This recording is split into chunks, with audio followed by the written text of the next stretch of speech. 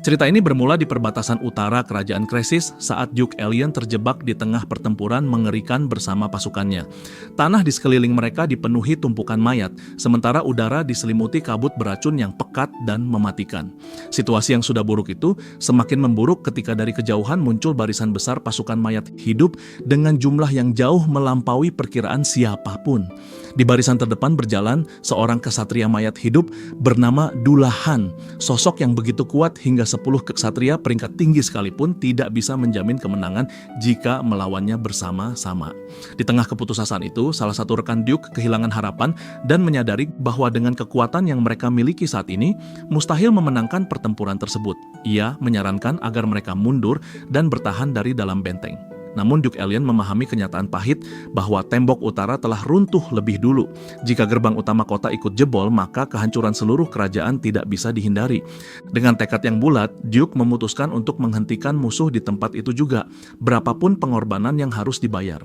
Saat keputusan itu terpatri di benaknya, tiba-tiba seorang pria tak dikenal melesat dengan kecepatan mencengangkan ke arah pasukan mayat hidup. Duke sempat bertanya-tanya, siapa sosok nekat tersebut? Hingga akhirnya ia menyadari bahwa pria itu adalah Euron Rox, bala bantuan yang dikirimkan Marquis Rox. Salah seorang prajurit mengenalinya dan menyebutkan bahwa Euron bertarung hanya dengan belati. Mendengar itu, keraguan langsung menyebar di antara pasukan karena mustahil rasanya menghadapi Dullahan hanya dengan senjata sekecil itu. Tanpa ragu, Euron langsung menyerang Dullahan. Seketika, pemandangan yang tak masuk akal terjadi ketika tubuh kesatria mayat hidup itu mulai meleleh seolah dilumat dari dalam. Keterkejutan menyelimuti semua orang yang menyaksikannya.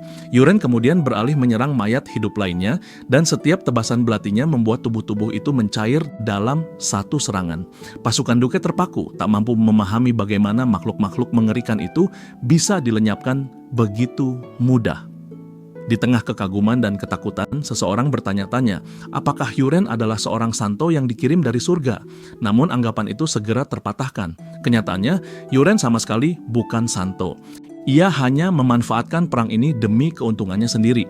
Di hadapannya muncul pesan-pesan sistem yang menunjukkan peningkatan pengalaman, naiknya level teknik Firebone Mountain, serta kemampuan racun yang mampu meluluhkan tubuh mayat hidup dari dalam. Teknik penyerapan racun juga aktif menyerap semua racun yang masuk ke tubuhnya, sementara pengalaman klan Sichuan-Tang terus bertambah. Dalam hatinya, Euron bertekad untuk meraih apapun yang bermanfaat bagi tubuh dan kekuatannya. Cerita kemudian mundur 6 bulan sebelumnya, pada hari ketika Euron pertama kali membuka matanya. Ia terbangun di sebuah kamar mewah dan dipenuhi kebingungan, mencoba memahami di mana dirinya berada. Seorang wanita yang melihatnya terbangun segera memanggilnya sebagai tuan muda. Euron terkejut oleh kecantikannya, namun keanehan pakaian wanita itu dan pedang yang tergantung di pinggangnya membuat perasaannya semakin tidak tenang.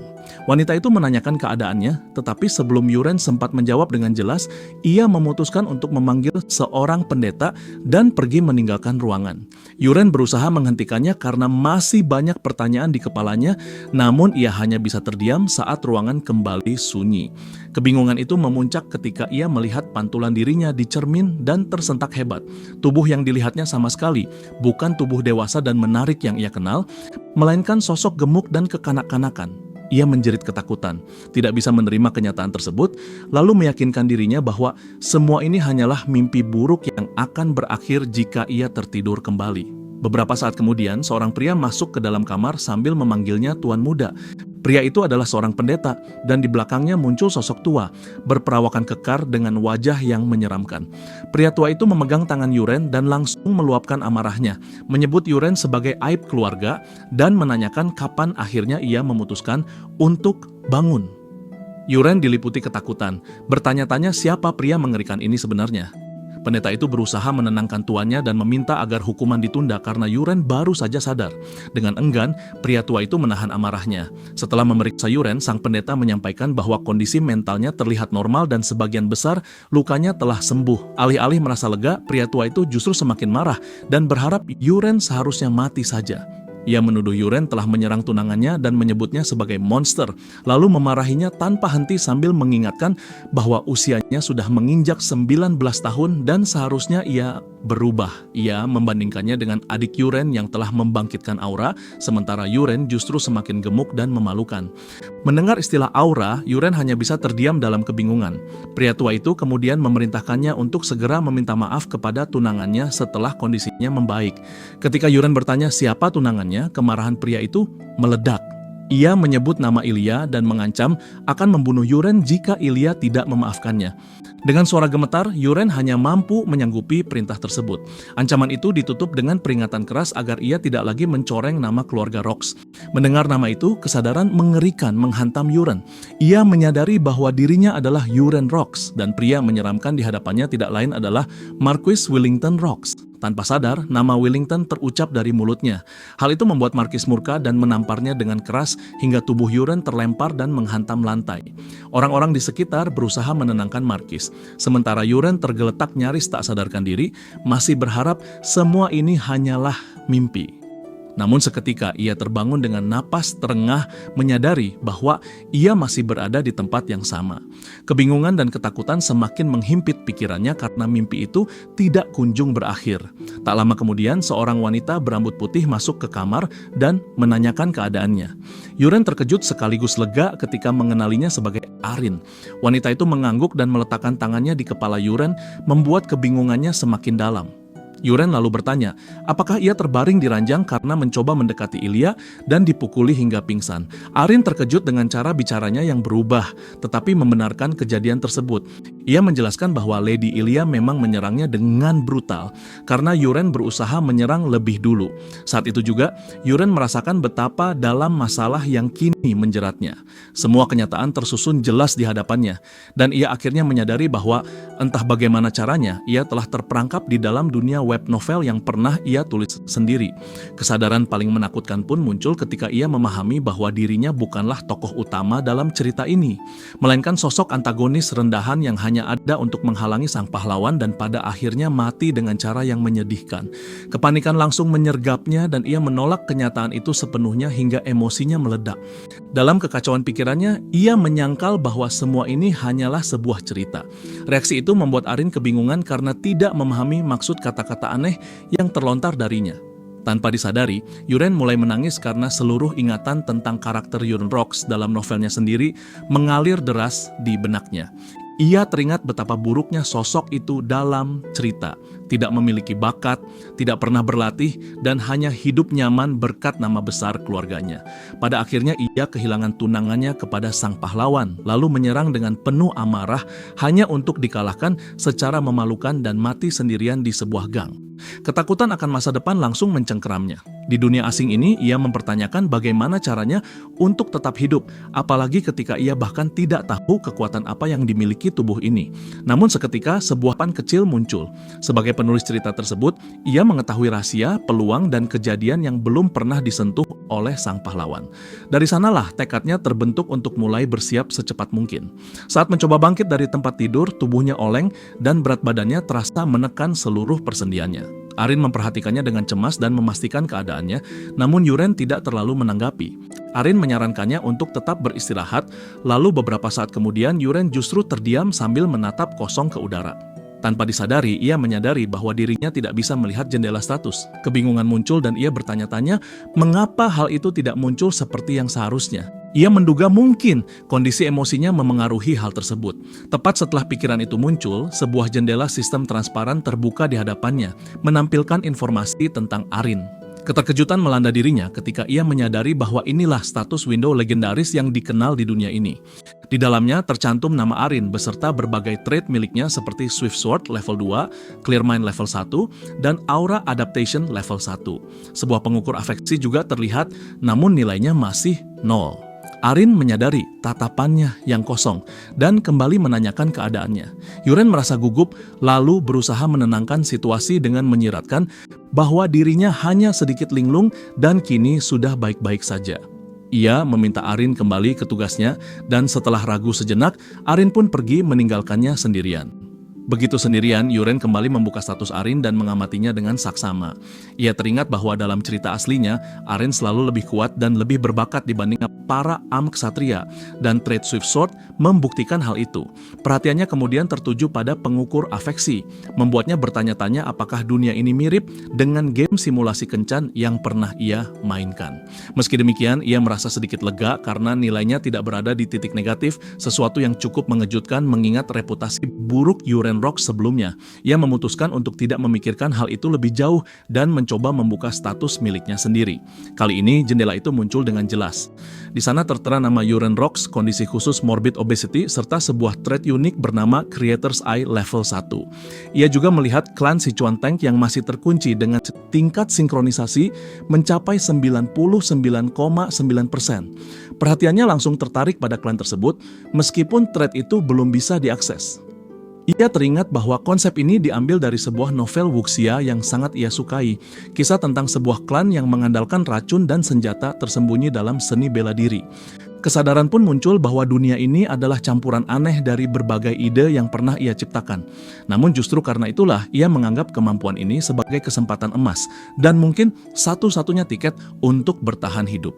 Deskripsi sistem menjelaskan bahwa kemampuan ini berasal dari klan Wuxia Tiongkok, sebuah kelompok terkenal dari provinsi Sichuan yang mahir dalam pembunuhan senyap menggunakan racun dan senjata tersembunyi. Nama Tank Clan of Sichuan terpampang jelas dalam keadaan terkunci, membuat Uren semakin penasaran mengapa konsep seperti itu ada di dunia fantasi abad pertengahan ini dan apa yang akan terjadi jika ia berhasil membukanya. Di sisi lain, Arin menemui Marquis dan memberitahu bahwa Uren telah sadar. Ia menjelaskan bahwa Uren baru saja bangun dan kondisinya masih jauh dari normal karena tubuhnya goyah saat mencoba berdiri. Hal itu menandakan bahwa kondisi fisiknya masih buruk. Marquis merasa heran karena laporan pendeta sebelumnya menyebutkan bahwa luka Uren tidak terlalu parah.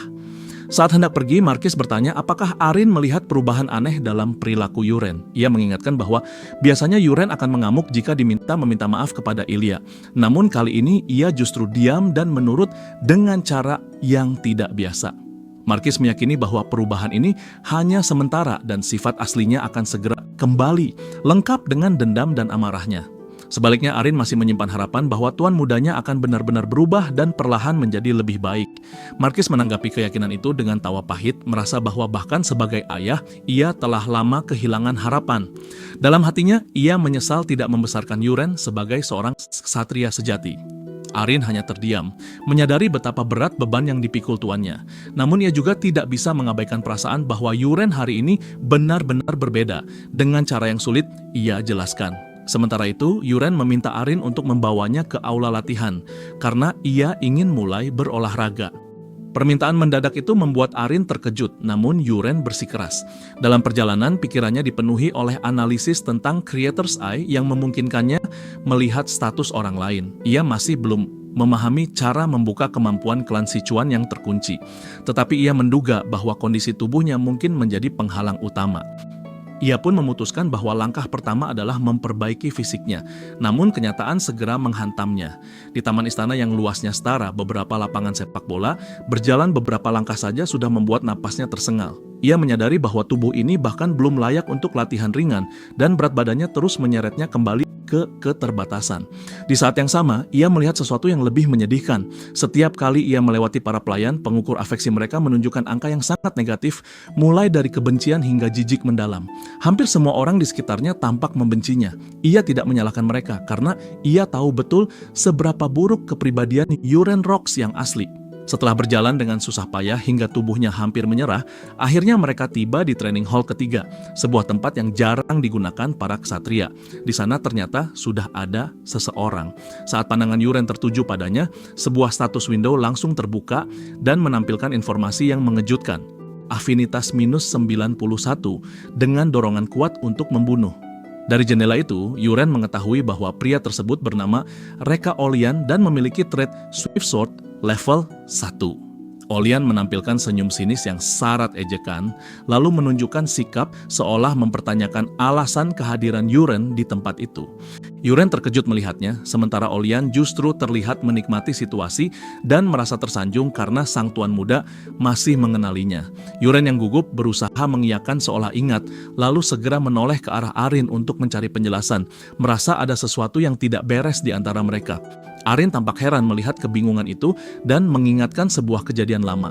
Ia menjelaskan bahwa beberapa tahun lalu ketika Marquis memaksa Yuren untuk berlatih, Yuren yang marah memanggil Olyan yang saat itu masih ksatria magang, lalu dengan tertawa merusak wajahnya menggunakan pedang. Setelah insiden itu, Marquis berhenti memaksanya untuk berlatih. Mendengar cerita tersebut, Yuren benar-benar terkejut dan akhirnya menyadari betapa buruknya kepribadian Yuren yang asli. Ia merasa semakin tidak nyaman berada di tempat itu dan segera memutuskan untuk pergi. Ia bertanya kepada Arin apakah ada training hall lain yang bisa digunakan sendirian tanpa bertemu orang lain. Arin menjelaskan bahwa ada hall keempat, namun lokasinya sangat jauh dan fasilitasnya buruk, lebih mirip lapangan kosong daripada tempat latihan. Anehnya, justru itulah yang dicari Yuren. Ia merasa tempat tersebut sempurna dan meminta Arin membawanya ke sana. Dalam hatinya, ia bertekad untuk menurunkan berat badan dengan sungguh-sungguh kali ini. Arin akhirnya menyetujui dan mengantarnya ke training hall keempat. Setibanya di sana, Yuren teringat bahwa tank Clan of Sichuan dikenal ahli menggunakan belati lempar dan senjata kecil. Dengan harapan bisa memicu kemampuan itu, ia mengambil sebuah belati dan melemparkannya sekuat tenaga, namun tidak terjadi apapun. Kekecewaan langsung menyelimuti dirinya karena kemampuan itu tetap terkunci. Ia tertawa gugup untuk menutupi rasa frustrasinya dan menyadari bahwa dirinya terlalu berharap. Ia pun memutuskan untuk fokus membangun stamina terlebih dahulu. Arin menyarankan agar ia berlari mengelilingi hall, namun Yuren meminta untuk berlatih sendirian dan membiarkan Arin melakukan tugasnya sendiri. Tak jauh dari sana, Marquis berdiri terpaku, heran melihat putranya benar-benar datang ke training ground dan mulai berolahraga. Ia merasa ada yang aneh dan bertanya-tanya berapa lama semangat ini akan bertahan. Namun waktu terus berjalan dan tanpa disadari, 3 minggu pun berlalu. Selama 3 minggu itu, Yuren tidak pernah melewatkan 1 hari pun latihan. Berat badannya turun drastis dan penampilannya berubah cukup signifikan. Marquis memperhatikan perubahan itu dengan perasaan campur aduk dan mulai merasa bahwa inilah harapan yang selama ini ia inginkan dari putranya. Tanpa lemak berlebih, Yuren terlihat jauh lebih tampan, membuat Marquis bertanya-tanya apakah anaknya benar-benar telah berubah. Di kamarnya, Yuren menatap tubuhnya di cermin dan merasakan kepuasan karena hasil kerja kerasnya. Namun kegelisahan masih mengganggu pikirannya karena trade tank Clan of Sichuan belum juga terbuka. Ia memutuskan untuk menunggu 1 bulan lagi. Dan jika tetap tidak berhasil, ia akan merebut peristiwa penting yang seharusnya menjadi milik sang hero dalam cerita. Pada saat itu juga, Arin masuk membawa makan malamnya. Sebuah sistem window muncul dan menjelaskan bahwa hidangan tersebut adalah Sheran Soup, makanan bergizi yang membantu membakar lemak dan membangun otot, serta merupakan tradisi keluarga Rocks setelah setiap sesi latihan. Yuren kembali menunjukkan ketidaksukaannya terhadap sup itu. Arin menanggapi dengan bertanya apakah ia sudah bosan. Yuren menyadari bahwa ia telah meminum sup itu selama 3 minggu tanpa henti dan rasa jenuh pun tak terhindarkan. Arin lalu menanyakan tujuan sebenarnya, apakah ia hanya ingin menurunkan berat badan atau benar-benar ingin menjadi seorang ksatria. Dengan semangat yang nyata, Yuren menegaskan bahwa ia memang ingin menjadi ksatria. Mendengar itu, Arin menegurnya dengan tegas dan mengingatkan bahwa bahkan Marquis sendiri selalu meminum Sheran Soup setelah latihan, sehingga sebagai tuan muda, ia seharusnya berhenti mengeluh dan menaatinya. Yuren akhirnya menyerah dan mulai makan. Dalam hati, ia menerima tradisi kuno itu karena terbukti membantunya. Namun saat meneguk sup, ia menyadari ada rasa yang sedikit berbeda hari ini. Seketika, sebuah sistem muncul dan memberitahu bahwa ia telah menelan racun. Sebelum sempat panik, pesan lain menyusul menyatakan bahwa syarat untuk membuka tank Clan of Sichuan telah terpenuhi, dan trade tersebut kini tidak lagi terkunci. Keterkejutan membuatnya hampir tak percaya. Di bagian lain istana, Marquis masih memikirkan perubahan putranya dan kembali mengakui bahwa setelah menurunkan berat badan, Yuren benar-benar terlihat menawan. Saat itu, seseorang meminta izin masuk ke ruangan sambil membawa teh, dan ternyata itu adalah Kaina, istri keduanya. Kaina bertanya apa yang sedang ia perhatikan dengan begitu serius. Marquis mengalihkan pembicaraan dengan menyebut keindahan taman. Kaina memuji seleranya dan mengatakan bahwa ia sendiri sangat memperhatikan perawatan taman tersebut, yang kemudian dibalas Marquis dengan pujian atas kemampuannya. Dalam percakapan yang berlanjut, Kaina menanyakan kapan Marquis akan menetapkan Colin sebagai pewaris seperti yang pernah ia janjikan.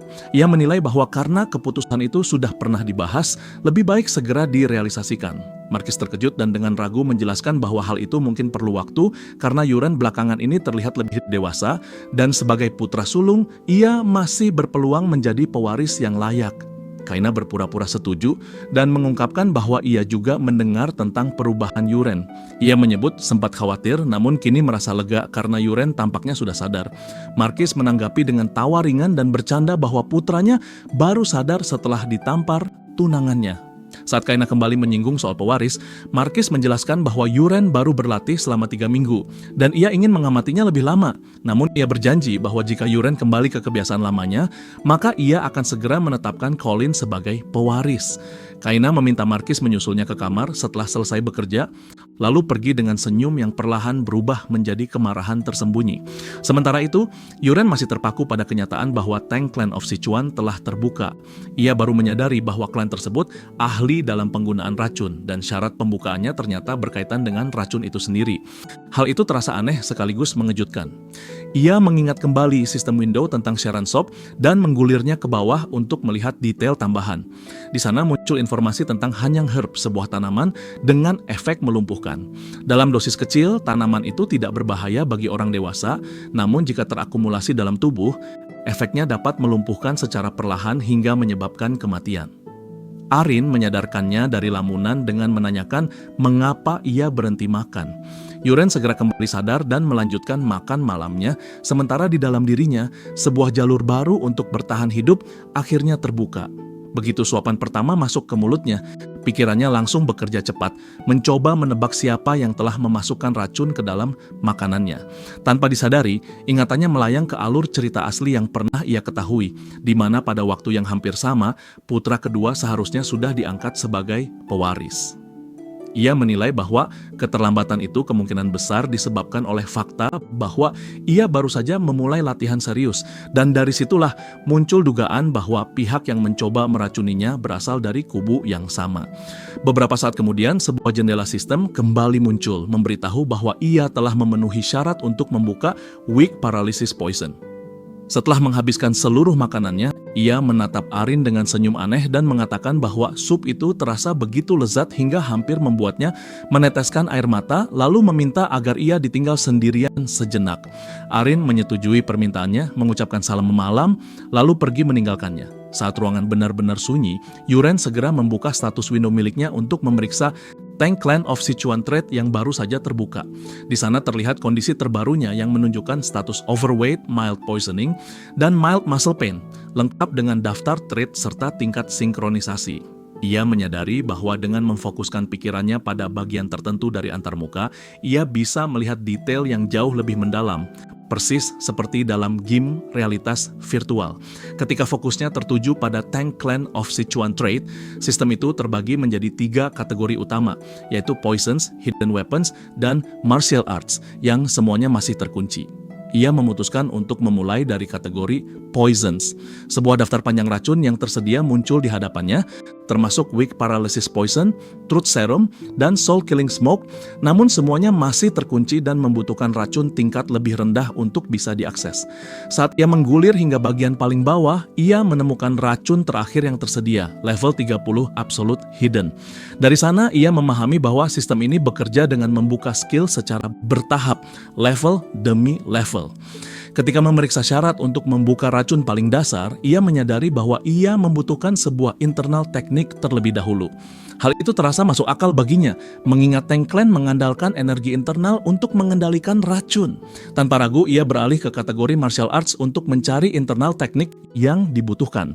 Daftar basic internal techniques pun muncul, menampilkan Dark Poison Arts, Thunder Needle Arts, dan 10.000 Divine Poisons Energy, disertai peringatan bahwa ia hanya bisa memilih satu. Sebagai penggemar kisah wuxia, pilihan itu terasa tidak terlalu sulit.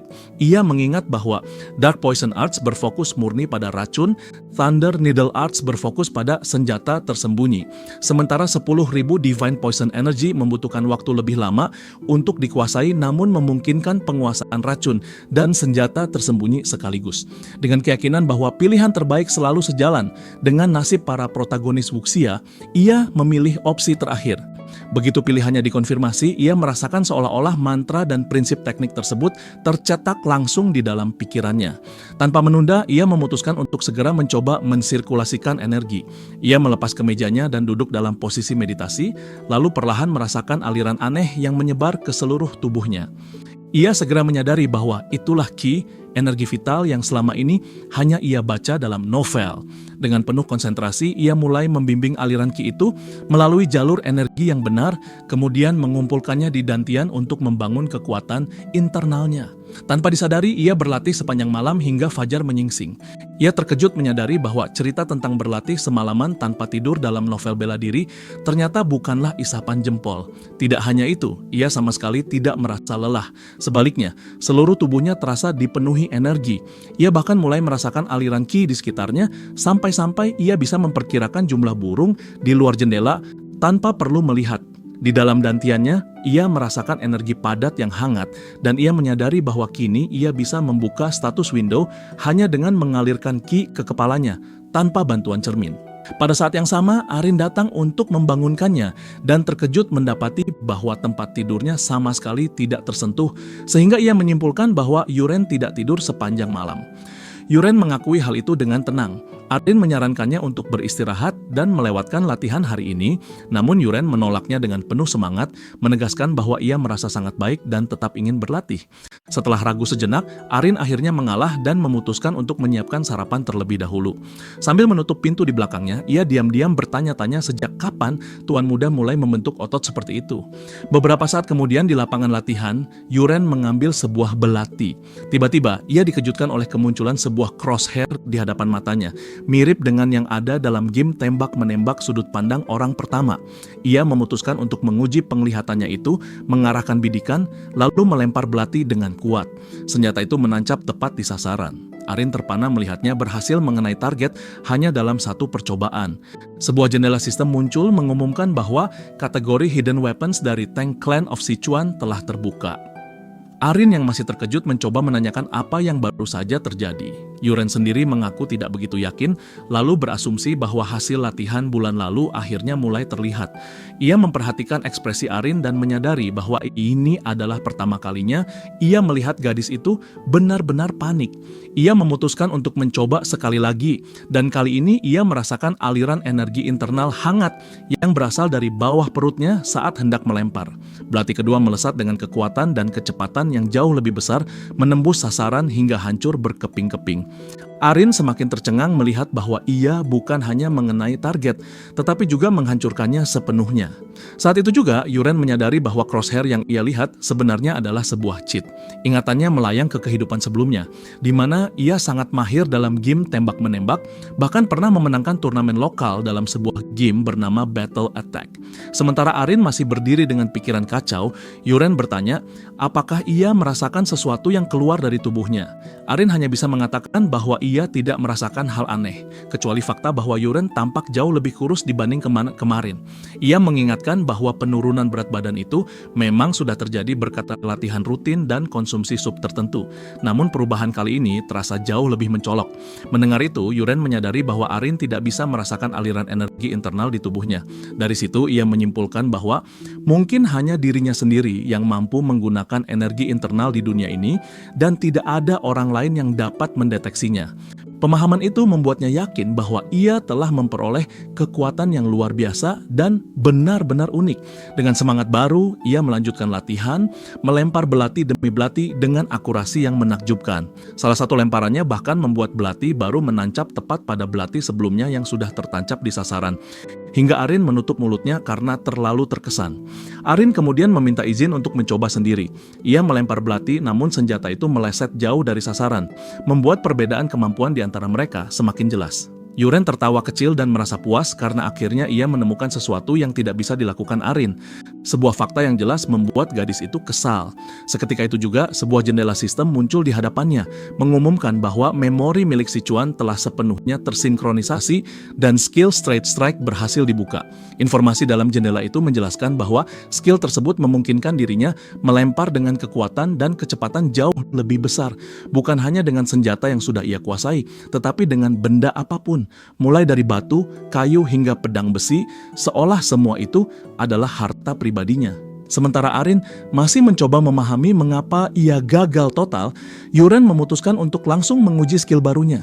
Ia mengambil sebuah pedang kayu yang sudah patah dan memberi isyarat agar Arin mundur sedikit. Arin terlihat semakin bingung ketika melihatnya hanya memegang pedang kayu rusak, tanpa mengerti apa yang ingin ia lakukan. Pada saat itu, Yuren merasakan aliran energi internal yang sangat besar mengalir dari dantiannya menuju kedua tangannya, lalu ia melempar pedang kayu tersebut dengan satu gerakan tegas. Pedang kayu yang patah itu melesat dengan kekuatan mengerikan, menembus bagian tengah target dan menghancurkannya hingga berkeping-keping. Arin terdiam dalam keterkejutan, pikirannya dipenuhi pertanyaan tentang kekuatan itu dan apa sebenarnya yang baru saja terjadi.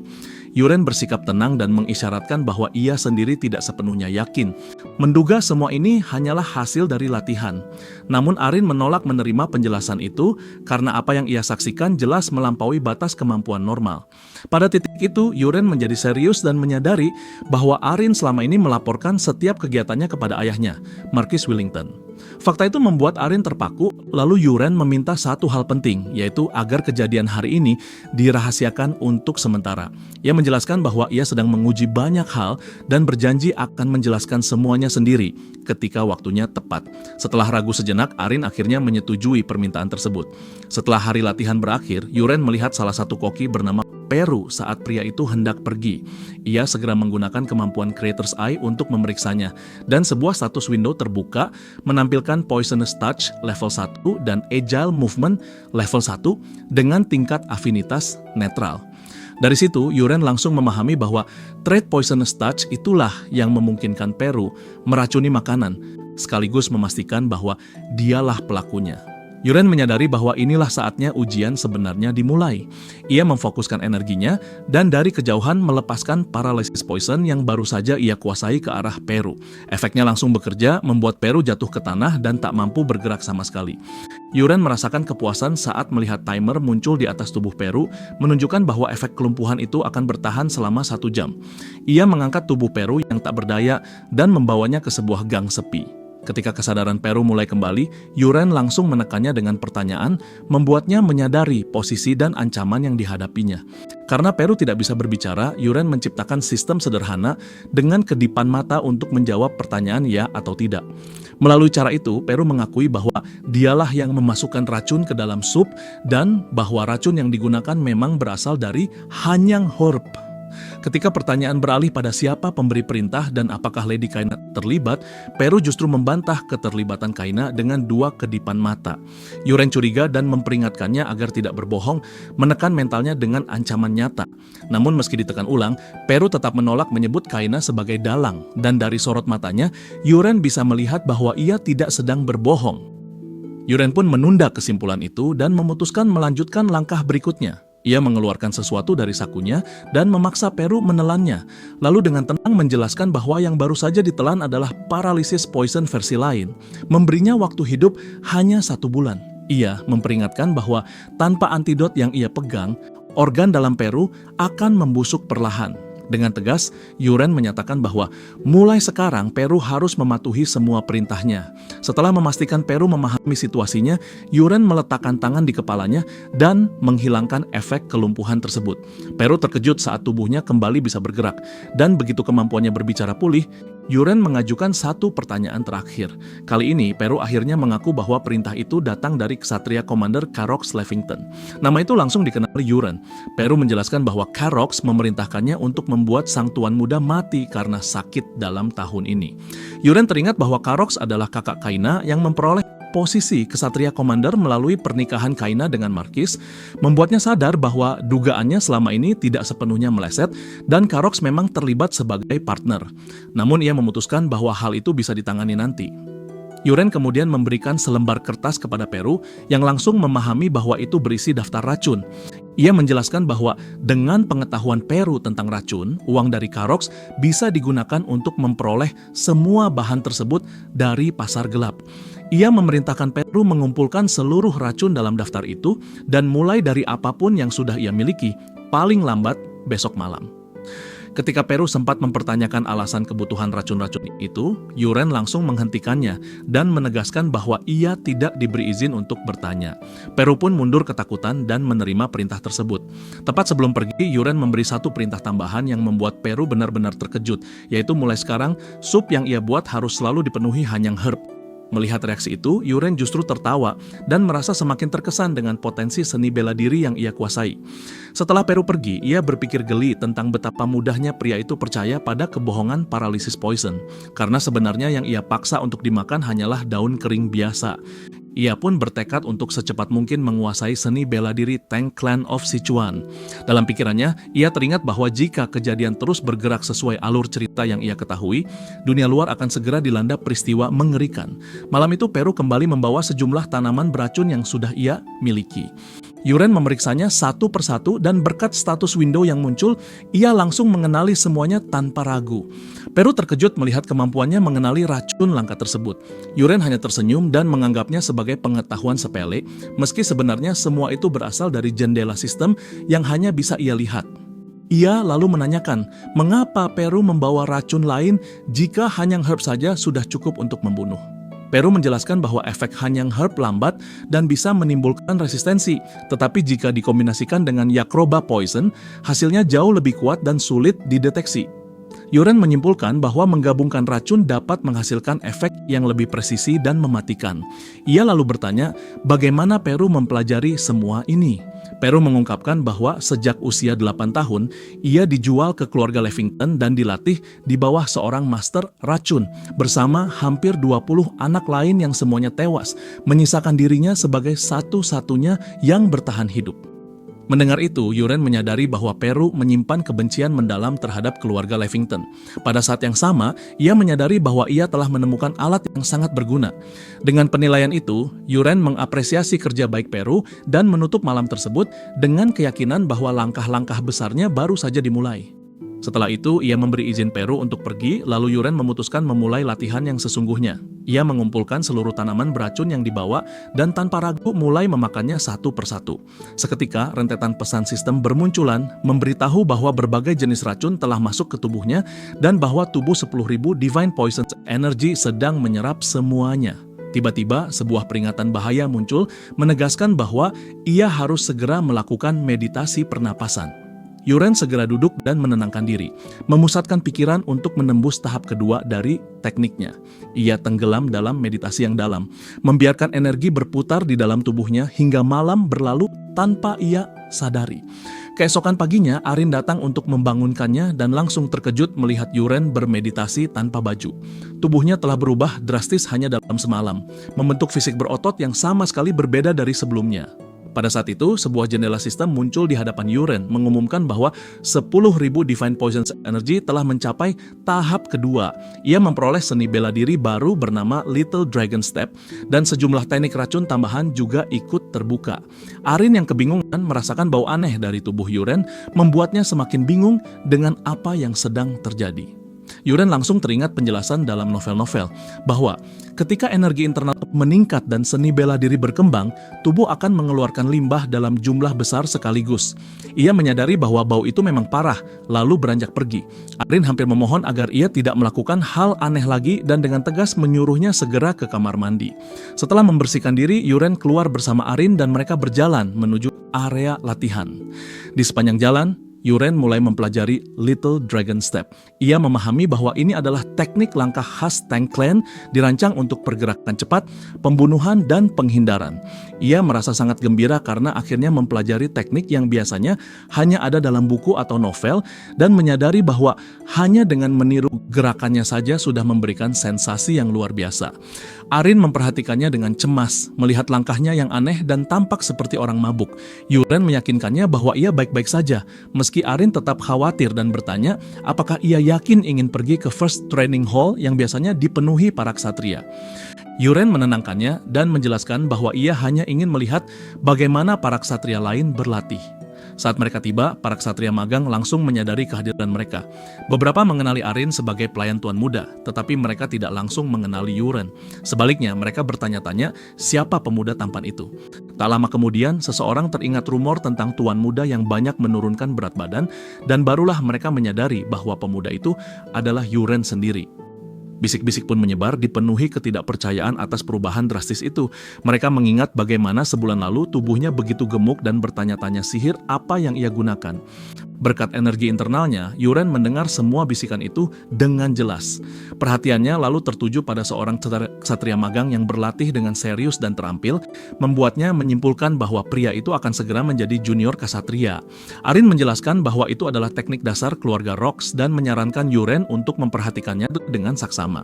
Seketika, Yuren menyadari bahwa ksatria tersebut adalah Kraid, salah satu karakter utama dalam novelnya dan calon sekutu sang protagonis di masa depan. Ia merasa tertarik karena belum pernah menuliskan detail penampilan Kraide sebelum pertemuannya dengan protagonis, dan kini menyadari bahwa Kraide telah berada di sini sejak awal. Yuren memandang para ksatria yang sebelumnya berbisik tentang dirinya dan menggunakan Creator's Eye. Ia melihat tingkat afinitas mereka, mulai dari bermusuhan, jijik, hingga niat membunuh. Dari situ ia memutuskan bahwa para ksatria ini akan menjadi arena uji coba pertamanya. Tanpa disadari siapapun, ia mulai mengaktifkan Lingering Poison, racun yang menyebar ke seluruh organ setelah terhirup. Ia memilih salah satu ksatria sebagai target. Seketika ksatria itu jatuh berlutut karena rasa sakit hebat, membuat rekan-rekannya panik dan berkumpul di sekelilingnya. Beberapa bahkan menyarankan untuk memanggil pendeta. Namun tiba-tiba rasa sakit itu menghilang sepenuhnya dan sang ksatria berdiri kembali, memicu kemarahan teman-temannya yang merasa waktu mereka telah terbuang. Merasa eksperimen pertamanya sukses, Yuren melanjutkan dengan racun berikutnya, Soul Killing Smoke. Racun ini menciptakan ilusi dan menimbulkan ketakutan serta kebingungan dalam radius tertentu. Saat ia mengaktifkannya, para ksatria yang masih berdebat mendadak terdiam. Salah satu dari mereka tiba-tiba melihat monster dan menyerangnya, membuat kepanikan meledak. Para ksatria berteriak ketakutan, sementara Arin hanya berdiri terpaku, tidak mengerti mengapa mereka bereaksi sedemikian rupa. Satu persatu mereka jatuh ke tanah, dikuasai teror, melihat monster, iblis, dan kerangka yang hanya ada dalam pikiran mereka. Ketakutan membuat mereka lumpuh, tak mampu berpikir atau bergerak. Beberapa saat kemudian, efek itu memudar. Para ksatria mulai sadar dan saling memandang dengan kebingungan, bertanya-tanya apa yang baru saja terjadi. Yuren menyadari bahwa melanjutkan pengujian bisa berujung pada pertumpahan darah sungguhan, dan ia merasa puas dengan kekuatan racun-racunnya. Ia pun mengajak Arin untuk pergi, menyebutkan bahwa tempat itu sudah terlalu bising dan ia lebih memilih menuju Fourth Training Hall. Dalam perjalanan pulang, seorang pelayan memanggil Yuren dan memberitahu bahwa ada seseorang yang ingin menemuinya. Ia diberitahu bahwa Lady Ilya Marquis sedang menunggu. Di sisi lain, Ilya telah berada di sebuah ruangan, datang dengan tekad bulat untuk mengakhiri pertunangannya untuk selamanya. Ketika Yuren memasuki ruangan, Ilya menatapnya dan langsung terkejut oleh penampilan barunya. Yuren menyapanya dengan tenang, tetapi Ilya bahkan belum menyadari bahwa pria di depannya adalah orang yang sama. Saat pelayan menyebutkan nama Ilya, Yuren teringat tunangannya yang ahli bertarung dengan tinju, dan mengingat bahwa dalam cerita aslinya, di waktu inilah Ilya mulai menuntut pembatalan pertunangan. Ia menghela napas, menyadari bahwa tidak ada pilihan selain menghadapinya. Ketika mereka benar-benar berhadapan, Ilya begitu terkejut oleh perubahan Yuren hingga tidak mengenalinya dan bertanya-tanya siapa dirinya. Yuren dengan tenang menyatakan bahwa ia adalah orang yang sama, membuat kebingungan Ilya semakin dalam. Ilya mengungkapkan bahwa ia pernah mendengar rumor tentang Yuren yang menurunkan berat badan lewat latihan, tetapi menganggapnya sebagai kebohongan. Ia tidak percaya seseorang bisa berubah sejauh ini dalam waktu kurang dari 2 bulan. Yuren hanya menjelaskan bahwa semua itu hasil dari kerja keras. Jawaban sederhana yang justru membuat Ilya semakin terkejut. Ia kemudian mengungkapkan bahwa setelah dipukul olehnya, ia banyak merenung dan memutuskan untuk berubah. Ilya meragukan niat tersebut, mengira Yuren hanya mencoba memancing konflik atau balas dendam. Namun Yuren dengan tegas menolak anggapan itu, menegaskan bahwa perubahan ini bukanlah sandiwara.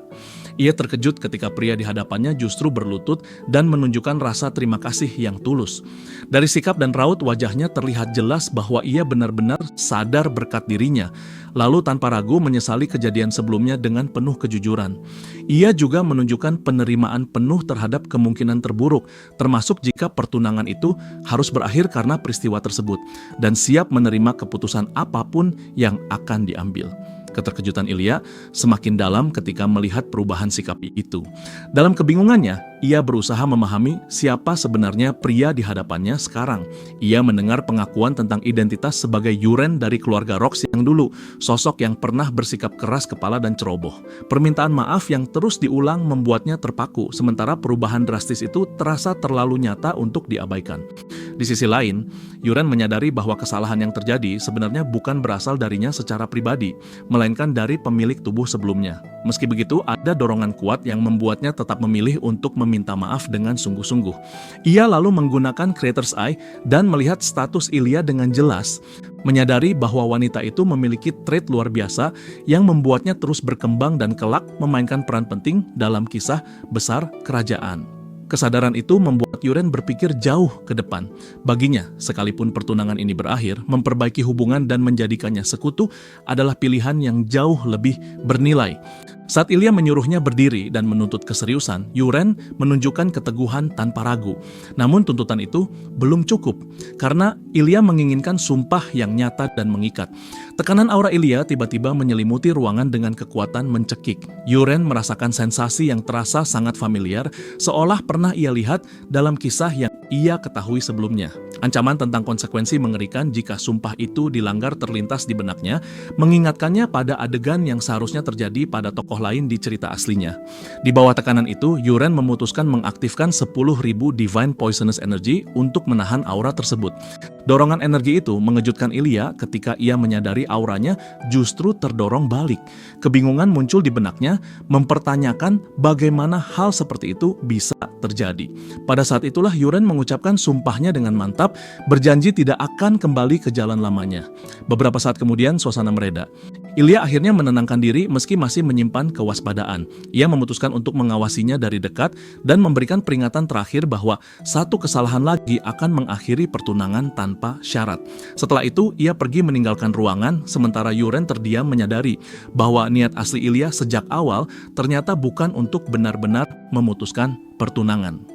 Setelah itu, Ilya bertemu Markis yang menunggunya dengan rasa penasaran. Ia menyampaikan keputusannya untuk tidak membatalkan pertunangan, sebuah jawaban yang membuat Markis terkejut. Ia sendiri mengakui belum sepenuhnya memahami perasaannya, hanya tahu bahwa ia melihat perubahan nyata pada Yuren dan memilih untuk memberinya kepercayaan kali ini. Markis memastikan sekali lagi keputusan itu, dan Ilya menjawab dengan keyakinan penuh. Ia menegaskan bahwa jika Yuren kembali menyimpang, ia sendiri yang akan mengakhiri semuanya. Sikap tegas itu membuat Markis tertawa kecil dan memuji kekuatan kepribadiannya, lalu memintanya untuk menjaga Yuren dengan baik. Tawaran untuk tinggal beberapa hari ditolak dengan sopan karena situasinya terasa canggung, dan Ilya memilih pergi tanpa bertemu lagi dengan Yuren yang sedang sibuk berlatih. Beberapa waktu kemudian, Markis memanggil Yuren. Awalnya ia bersikap santai dan menggoda, berpura-pura tidak mengenal perubahan putranya, membuat Yuren sempat panik dan khawatir rahasianya terbongkar. Namun suasana segera berubah ketika Markis menyatakan kebanggaannya atas kerja keras tersebut. Pembicaraan berlanjut pada alasan pemanggilan yang langsung dipahami Yuren sebagai awal latihan resmi sebagai seorang ksatria. Markis terkejut dengan ketajaman pemahaman itu dan menyatakan bahwa sudah waktunya Yuren mempelajari seni pedang keluarga Rox. Namun Yuren mengungkapkan keinginannya untuk membahas hal lain, sebuah pilihan yang membuat Markis tercengang. Ia justru ingin mempelajari throwing arts, keputusan yang ditolak keras karena dianggap sebagai teknik rendahan yang tidak layak bagi seorang ksatria. Perdebatan memanas ketika Markis menegaskan bahwa bahkan dengan latihan puluhan tahun, teknik lemparan tak akan mampu menembus sisik burak yang bahkan pedang beraura pun kesulitan menembusnya. Yuren tetap bersikeras dan mengusulkan sebuah taruhan, membuat Markis akhirnya setuju dengan keyakinan bahwa putranya akan gagal dan menyerah pada pendiriannya. Kesepakatan pun dibuat. Jika Yuren berhasil membunuh Burak dengan belati, ia bebas melatih dirinya sendiri. Namun jika gagal, ia harus mengikuti kehendak Markis sepenuhnya.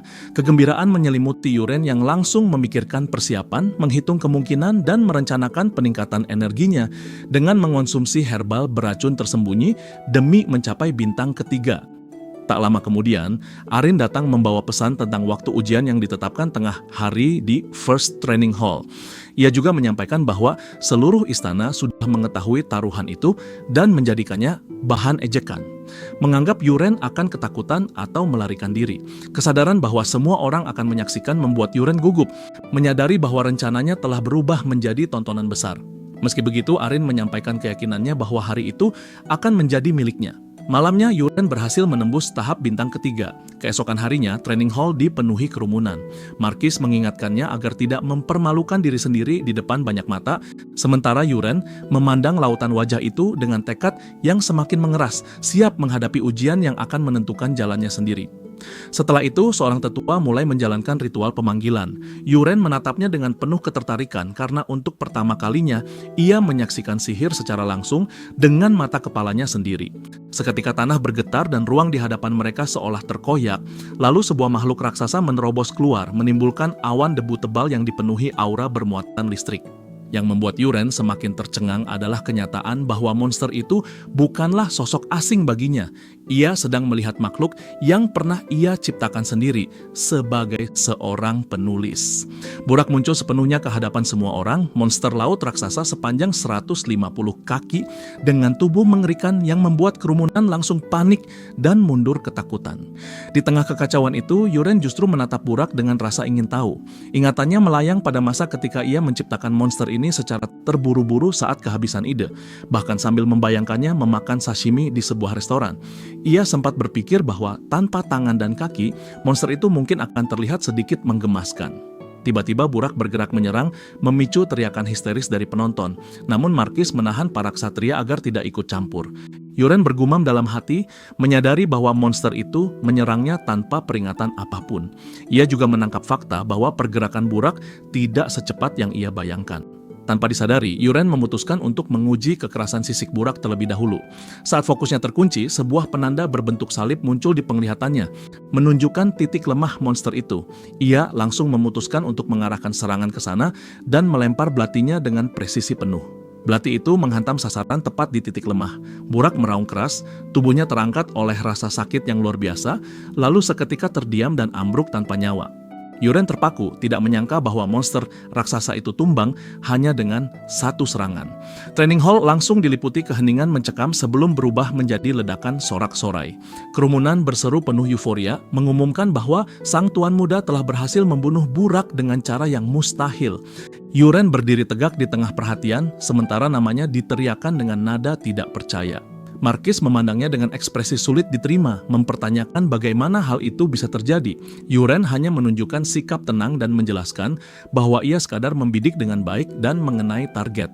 Namun Markis menolak menerima hasil tersebut, menganggap kematian Burak oleh satu belati sebagai sesuatu yang tidak masuk akal. Memanfaatkan suasana dan tekanan publik, Yuren dengan lantang mengingatkan bahwa seorang Markis tentu tidak akan mengingkari janjinya. Knight Commander mencoba menenangkan situasi dengan menjelaskan bahwa belati itu mengenai bagian lunak di bawah mulut Burak yang tidak terlindungi sisik dan semua itu hanyalah keberuntungan semata. Markis tetap bersikeras untuk mengulang taruhan, namun Yuren menolak. Sebagai gantinya, Markis menambahkan syarat baru. Jika Yuren menang sekali lagi, ia akan mengabulkan satu permintaan apapun. Namun jika kalah, Yuren harus mempelajari swordsmanship seperti rencana awal. Kali ini lawannya bukan monster, melainkan seorang ksatria. Yuren menyetujui tantangan itu tanpa ragu. Ia melihat ini sebagai kesempatan, terutama ketika menyadari bahwa ksatria Commander Karox juga hadir di antara penonton. Sempat terlintas keinginan untuk meruntuhkan kesombongan Karox, tetapi ia mengurungkan niat itu demi menjaga aliran pasokan racun melalui Peru. Yuren kemudian mengusulkan agar ia menghadapi seorang ksatria magang saja demi menjaga keadilan duel. Ketika usulan itu diterima, ia bahkan meminta izin untuk memilih lawannya sendiri. Saat diminta menyebutkan pilihan, Yuren dengan tegas memilih Kraid. Kraide dipanggil ke arena dan maju dengan sikap penuh hormat. Markis memberinya sebuah misi yang terdengar sederhana namun memalukan, yakni menghadapi seorang anak muda dan memperbaiki kebiasaan buruknya. Kraide terkejut dengan perintah itu, tetapi setelah dorongan tegas dari Markis, ia akhirnya menerima tugas tersebut. Menjelang duel, Yuren membuat sebuah pengumuman yang langsung mengguncang suasana. Ia menyatakan bahwa ia hanya akan melempar 3 belati, dan jika Kraide berhasil menahan semuanya, ia akan mengakui kekalahannya. Pernyataan itu memicu kemarahan Marquis yang menganggapnya sebagai bentuk kesombongan. Sementara penonton bersorak mendukung Kraide dengan penuh tekanan. Di tengah kebisingan itu, Yuren sempat mendengar suara seorang wanita yang memberinya dukungan, membuat hatinya terasa ringan. Saat duel dimulai, ia bersiap melempar belati pertama dan menggunakan Creator's Eye untuk menilai situasi. Ia terkejut ketika melihat banyak titik fatal di tubuh Kraide, berbeda dengan Burak yang hanya memiliki 1 titik lemah. Kesadaran itu membuat Yuren memilih untuk tidak mengincar tubuh Kraide. Ia mengalihkan targetnya langsung ke pedang lawannya. Belati pertama melesat dengan kekuatan luar biasa dan menghantam pedang Kraide, mendorongnya mundur beberapa langkah dengan suara benturan keras yang menggema di hall. Marquis terpaku di tempatnya, tidak percaya pada apa yang ia lihat. Getaran dari belati biasa itu cukup kuat untuk membuat tangan Kraide bergetar dan bahkan meninggalkan retakan pada bilah pedangnya. Yuren tetap tenang, menyampaikan bahwa serangan itu hanyalah peringatan agar Kraide tidak lengah. Tanpa menunggu lama, Yuren bersiap untuk lemparan kedua dan menyatakan bahwa kali ini ia akan menggunakan seluruh kekuatannya.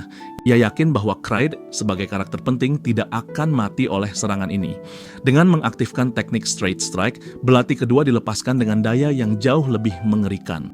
Kraide merasakan tekanan luar biasa saat belati itu mendekat. Meskipun berusaha menahannya, pedangnya tidak mampu bertahan dan langsung hancur saat benturan. Tubuh Kraide terhempas hingga berlutut di tanah, sementara pedangnya terlepas dari genggaman, menandai akhir duel di mata semua orang. Marquis hendak mengajak Yuren berbicara secara pribadi, namun Kraide menyela dengan keras.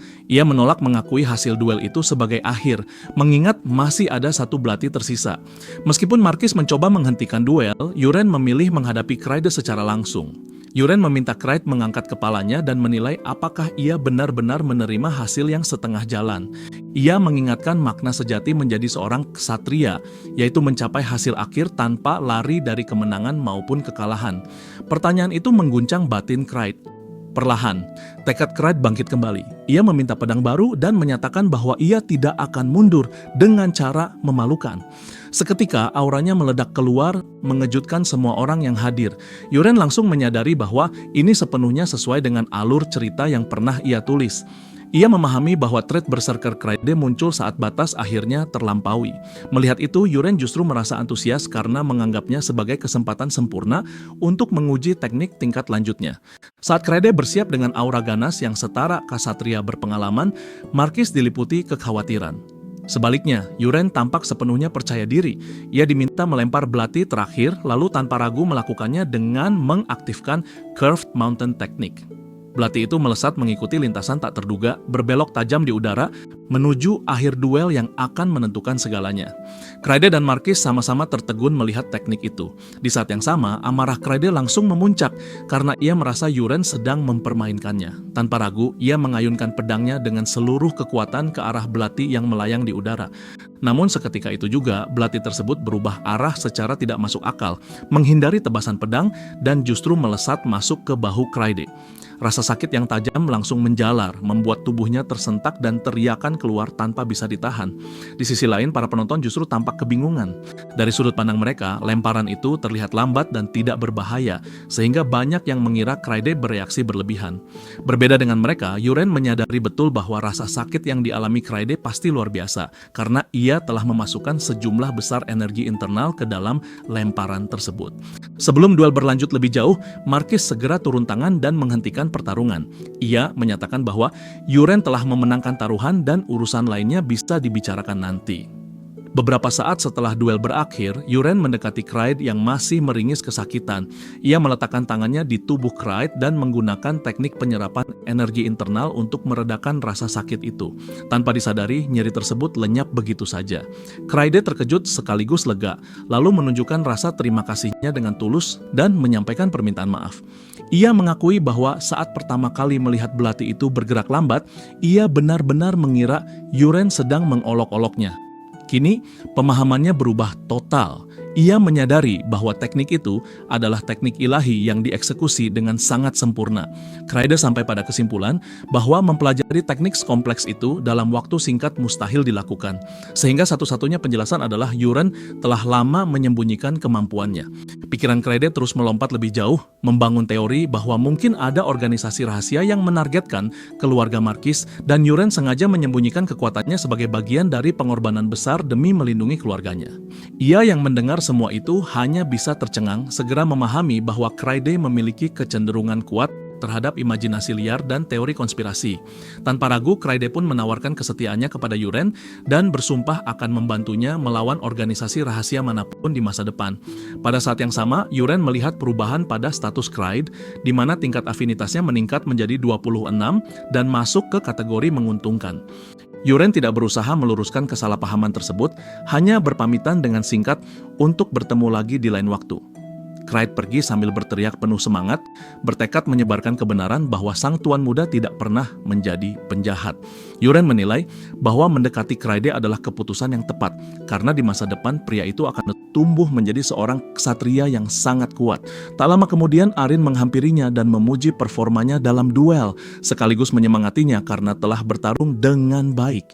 Arin lalu menanyakan teknik yang digunakan Yuren di akhir duel. Yuren menjelaskan bahwa itu adalah teknik baru dan meminta pendapatnya. Arin mengaku telah mensimulasikan duel tersebut di dalam pikirannya dan menyimpulkan bahwa jika ia menghadapi teknik itu tanpa pernah melihatnya sebelumnya, ia pasti akan kalah. Namun sekarang, ia merasa mampu untuk menahannya. Yuren menyadari bahwa hal itu berkat sifat langka Arin, clear mind, yang memberinya kemampuan analisis luar biasa.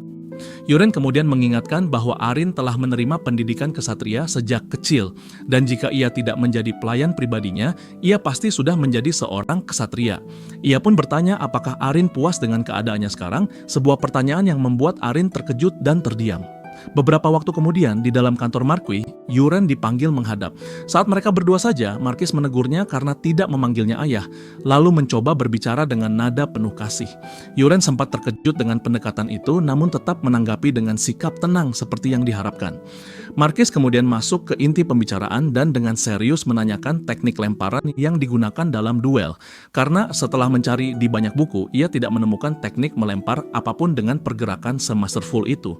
Menurutnya, menguasai teknik semacam itu dalam waktu 1 bulan adalah hal yang mustahil, bahkan bagi seorang jenius. Ketika Marquis mendesak untuk mengetahui kebenaran di balik teknik tersebut, Yuren menjelaskan bahwa ia tidak bisa menceritakan semuanya. Namun ia telah menyiapkan sebuah cerita. Ia mengisahkan bahwa saat mencari metode latihan yang lebih efektif di perpustakaan atas milik keluarga, ia menemukan sebuah buku tergeletak di lantai. Dari rak paling atas, sebuah buku lain jatuh dan buku itu tidak memiliki judul namun dipenuhi ukiran aneh. Tanpa berpikir panjang, ia membukanya, lalu cahaya keluar dan sesuatu terserap ke dalam kepalanya sebelum buku itu menghilang begitu saja. Marquis terkejut dan menyimpulkan bahwa buku tersebut adalah sebuah grimoire. Dalam hatinya, Yuren mengiyakan hal itu karena ia tahu betul apa itu grimoire. Bahkan, dunia dengan konsep para penyihir besar yang mengukir teknik mereka ke dalam buku adalah pengaturan yang ia sendiri ciptakan. Mendengar penjelasan itu, Marquis merasa yakin. Ia menyebut bahwa perpustakaan loteng berisi terlalu banyak buku peninggalan leluhur, sampai-sampai ia sendiri tidak mengetahui semuanya. Menurutnya, menemukan grimoire tersebut adalah keberuntungan besar. Yuren pun setuju dan menyebutnya sebagai sebuah jackpot sejati. Marquis kemudian menepati janjinya untuk tidak lagi memaksa Yuren belajar ilmu pedang, lalu meminta Yuren menyebutkan keinginannya sebagai tambahan dari janji tersebut. Yuren menyatakan bahwa ia menginginkan posisi sebagai pewaris. Permintaan itu membuat Marquis terkejut hingga Yuren dengan nada bercanda menanyakan apakah janjinya tidak akan ditepati. Dengan ragu, Marquis mengakui bahwa permintaan itu berada dalam wewenangnya dan harus dikabulkan. Melihat kegelisahan ayahnya, Yuren segera menjelaskan bahwa mengambil posisi pewaris justru akan membawa banyak masalah karena banyak pihak akan menentangnya dan Lady Kaina akan membuat keributan besar. Karena itu, ia memutuskan untuk melepaskan keinginan tersebut kali ini. Marquis merasa sangat lega lega dan mengucapkan terima kasih dengan tulus. Dalam pikirannya, Yuren menyadari bahwa ia memang tidak peduli pada posisi pewaris. Jabatan itu hanya akan mengikatnya pada urusan keluarga Marquis tanpa kebebasan. Ia jauh lebih memilih menghabiskan waktunya untuk menguasai seni bela diri kelantong dari Sichuan dan berkelana mencari peluang di seluruh dunia. Marquis lalu memintanya menyebutkan satu keinginan lagi. Yuren pun menyampaikan bahwa ia ingin membentuk ordo kesatrian miliknya sendiri dan menunjuk Arin serta Kraide sebagai kesatrianya. Marquis menganggap permintaan ini jauh lebih mudah dibandingkan permintaan sebelumnya dan langsung menyetujuinya. Ia juga mengakui bahwa bakat Arin terlalu besar untuk hanya menjadi pelayan pribadi. Yuren mengucapkan terima kasih atas persetujuan itu. Ketika Marquis bertanya siapa yang akan menjadi pelayan pribadi Yuren selanjutnya, mengingat tidak ada pelayan yang tersedia, Yuren mengusulkan seorang pria bernama Peru yang bekerja di dapur. Ia meminta agar ayahnya berpura-pura memilih Peru secara kebetulan, bukan atas permintaannya. Marquis menjadi khawatir dan bertanya apakah ada sesuatu yang terjadi. Namun Yuren hanya mengatakan bahwa ia akan menjelaskannya nanti. Tanpa bertanya lebih jauh, Marquis menyetujui permintaan itu, menunjukkan kepercayaannya yang semakin besar, sesuatu yang langsung terkonfirmasi oleh status yang menunjukkan tingkat afinitas Marquis mencapai 74 dalam kategori kepercayaan.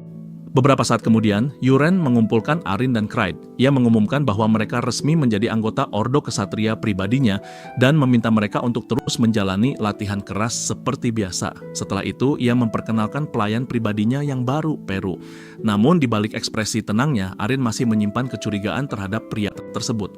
Hal itu terjadi karena sebelumnya Arin sempat meminta izin untuk mengajukan sebuah pertanyaan. Beberapa saat kemudian, ia menanyakan alasan Yuren memilih Peru untuk menggantikannya.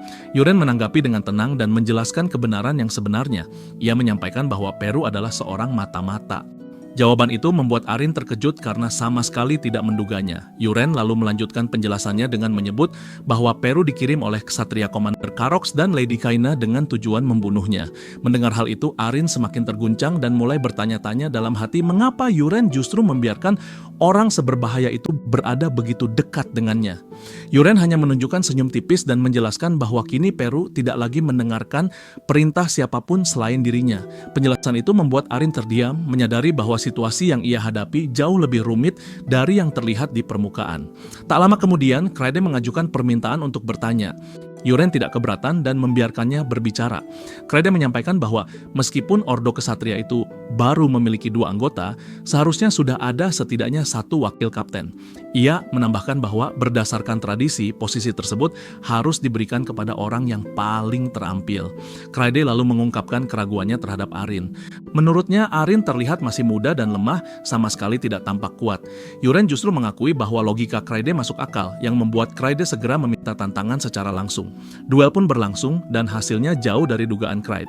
Arin mengalahkannya dengan jelas.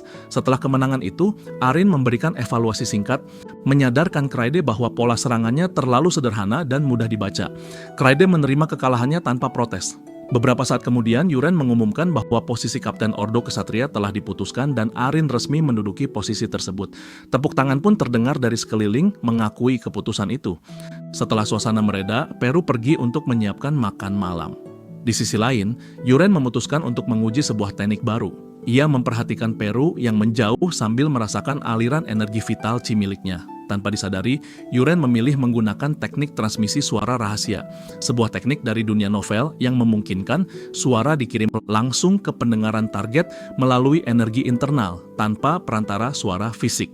Melalui teknik itu, Yuren memanggil Peru. Seketika Peru terkejut dan panik ketika mendengar suara bergema langsung di dalam kepalanya.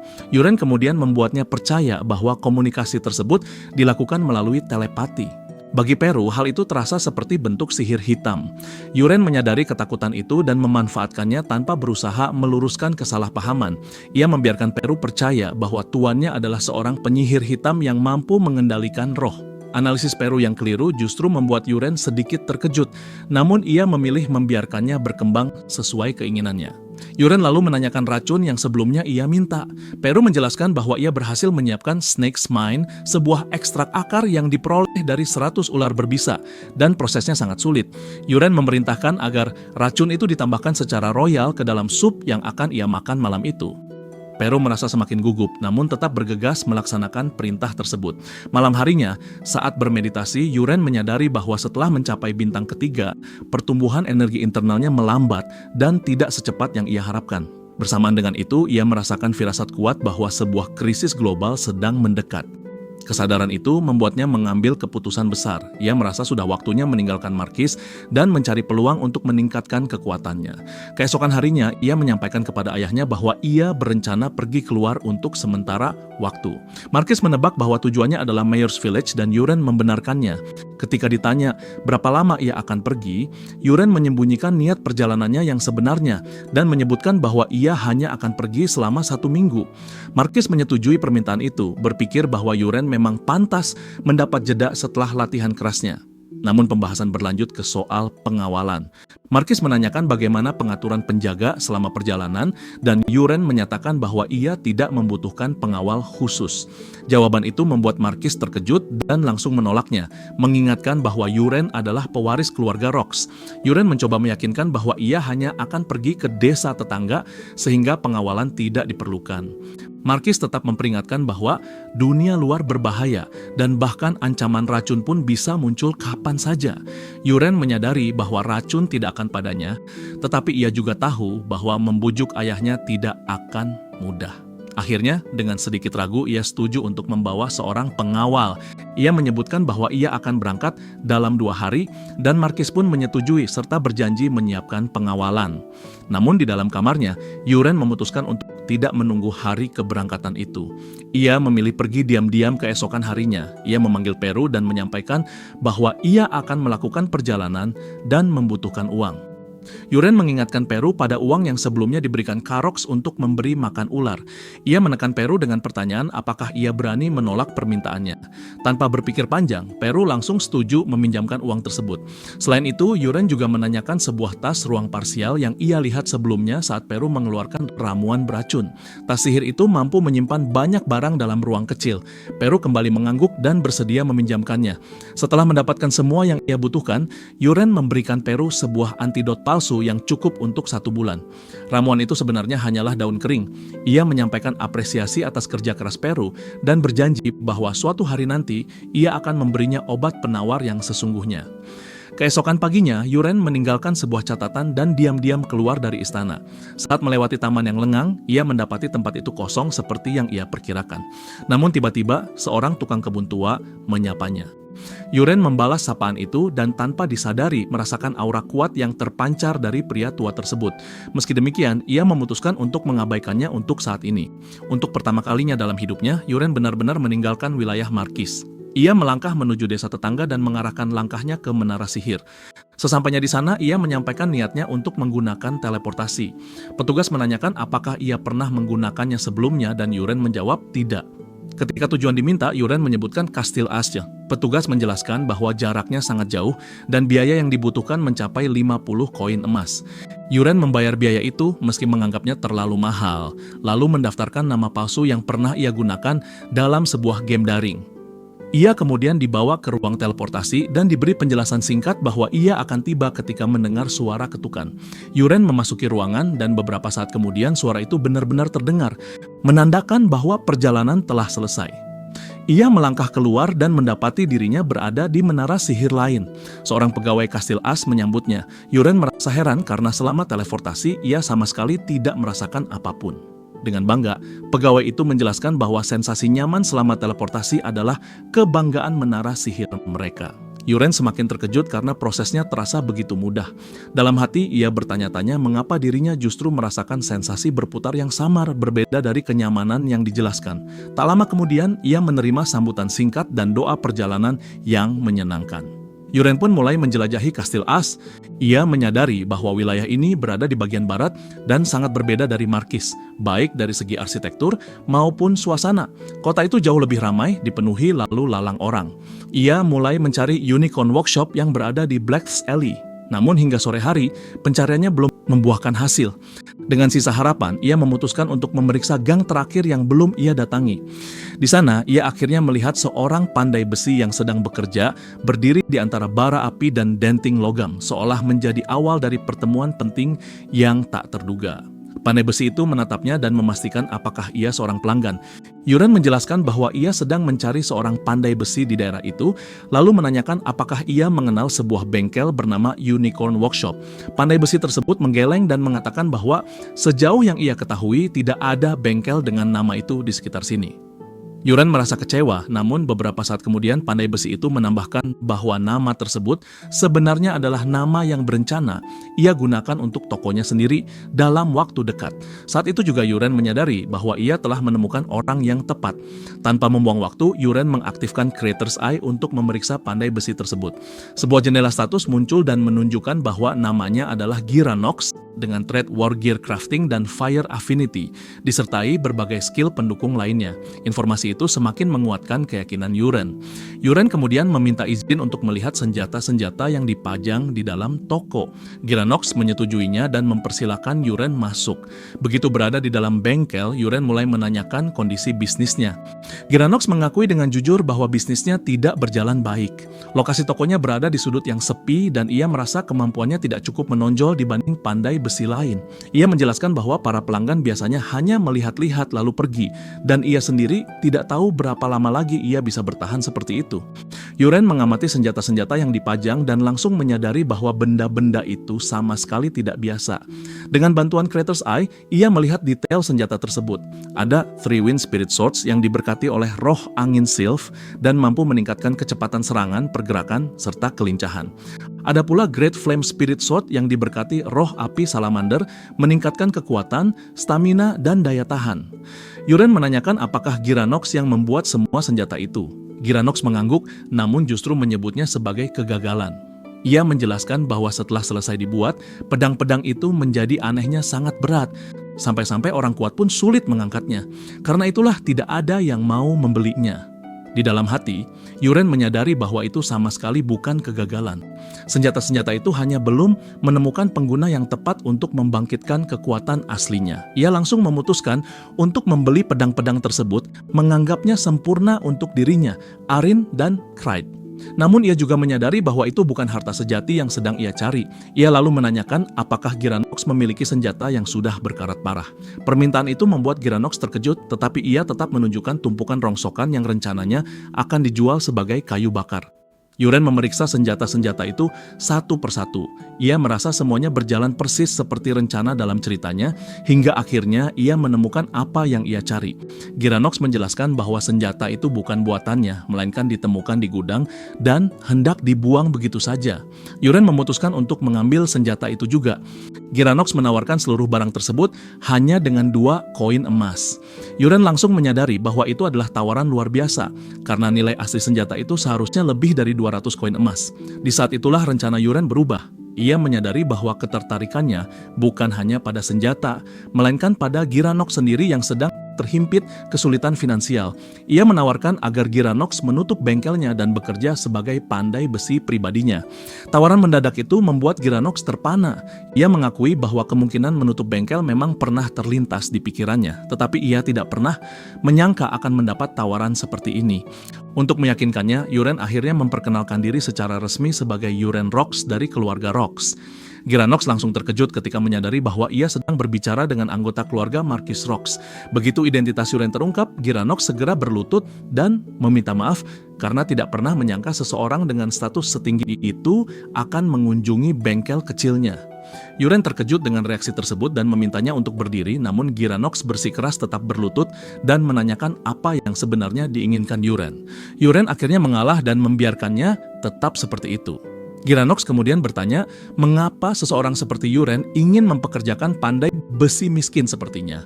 Yuren menjawab bahwa alasannya adalah bakat khusus yang ia miliki. Giranox langsung menyangkal, mengatakan bahwa ia justru sering dimarahi oleh gurunya setiap hari.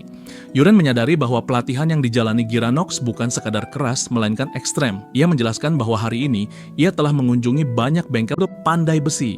Namun senjata buatan Giranox berbeda dari yang lain karena ada ketulusan yang jelas terasa di dalamnya. Yuren memuji presisi pekerjaannya, terutama dalam membungkus gagang pedang yang sangat penting agar senjata tidak mudah tergelincir. Ia menyatakan keyakinannya bahwa suatu hari nanti Giranox akan membangkitkan bakat spesial yang luar biasa. Dalam hati, Yuren sempat bertanya-tanya apakah kata-katanya yang sebagian besar ia karang sendiri ini benar-benar akan berhasil. Namun ucapan itu ternyata menyentuh Giranox dan akhirnya ia bersedia mengikuti Yuren. Meski begitu, Giranox mengakui bahwa Yuren sangat berbeda dari rumor yang selama ini ia dengar tentang dirinya sebagai seorang berandalan. Mendengar itu, Yuren memutuskan untuk menunjukkan sesuatu yang menarik.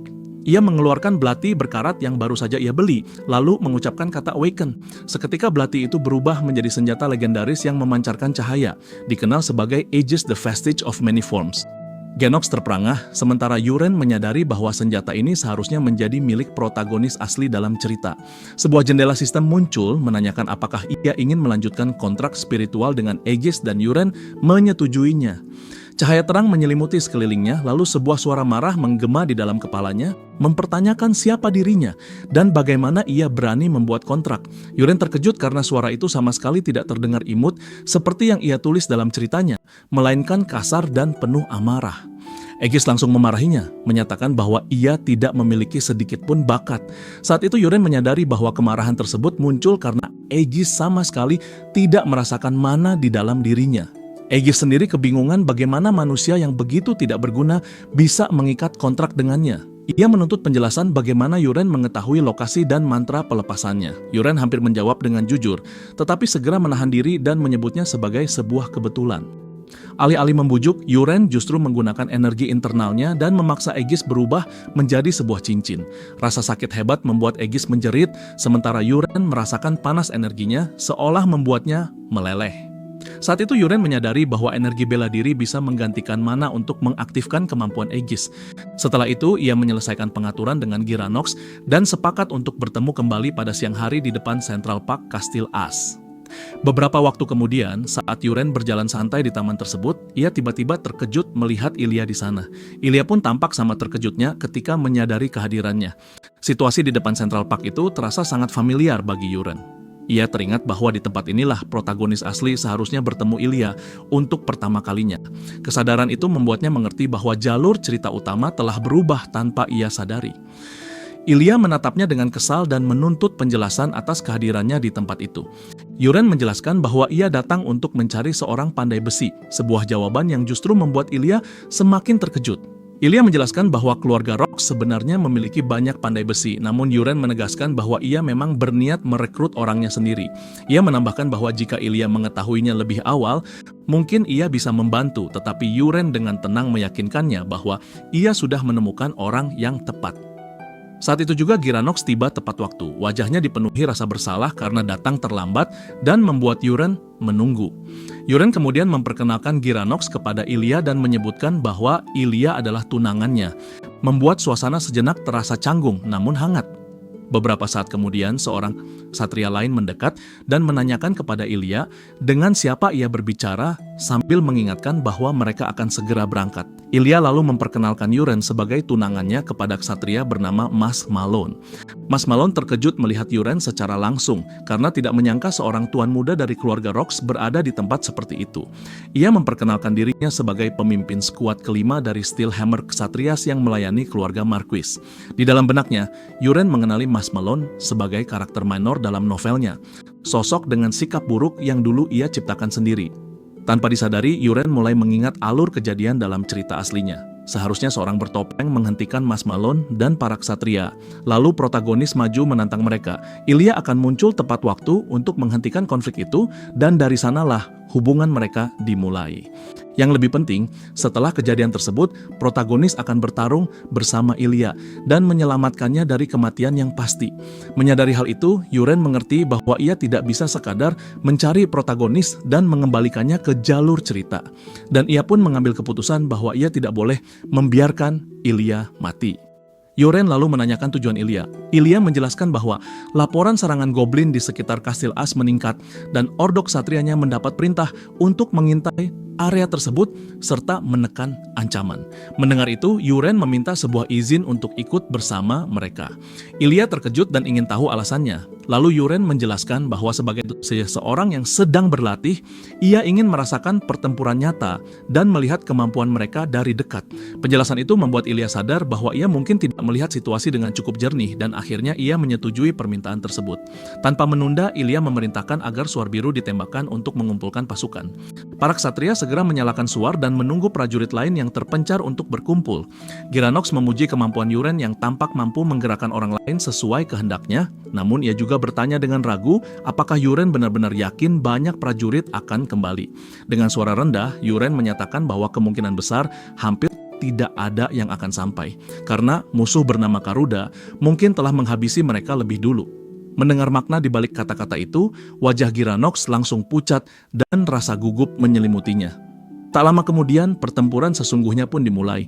Seorang prajurit yang panik berlari ke arah Ilya dengan wajah penuh ketakutan, memberi isyarat bahwa mereka harus segera kabur. Ilya terkejut dan berusaha memahami apa yang terjadi. Namun seketika itu juga pasukan goblin dalam jumlah besar muncul dari kejauhan. Seorang ksatria lain memperingatkan bahwa jumlah mereka terlalu banyak, membuat Ilya terdiam tak mampu berkata-kata.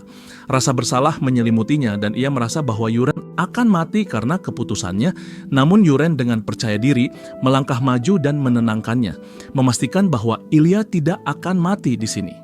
Tanpa ragu, Yuren maju menghadapi lautan goblin dan memanggil Aegis. Ia merasa inilah saat yang tepat untuk menguji sesuatu yang telah ia latih selama 2 hari terakhir.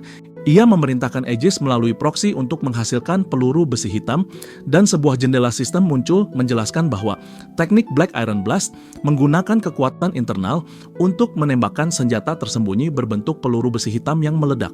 Yuren melemparkan 1 peluru ke arah kerumunan, dan di tengah kebingungan musuh, peluru itu menghantam senjata seorang goblin sebelum meledak tepat di sasaran. Ledakan keras mengguncang area, disertai jeritan ketika banyak goblin langsung tumbang. Yuren segera memerintahkan peluru-peluru itu kembali sambil merasa puas karena kemampuan pemanggilan proksi Aegis ternyata sangat cocok dengan kekuatannya.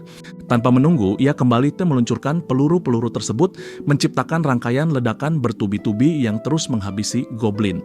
Ilya terpana melihat apa yang terjadi, sementara jumlah musuh berkurang dengan cepat. Ia berbalik ke arah para ksatria yang masih ragu dan membangkitkan semangat mereka, menyadarkan bahwa kemenangan kini mungkin diraih. Mendapatkan kembali keberanian, para ksatria pun menyerbu sisa goblin di bawah komando Ilya. Pertempuran semakin intens ketika kekuatan kedua belah pihak saling bertabrakan. Di tengah kekacauan, seorang goblin mencoba melarikan diri, namun seketika jalannya terhenti oleh sesuatu yang berdiri di hadapannya. Ia menjerit kesakitan ketika sebuah tangan merah mencengkeram kepalanya.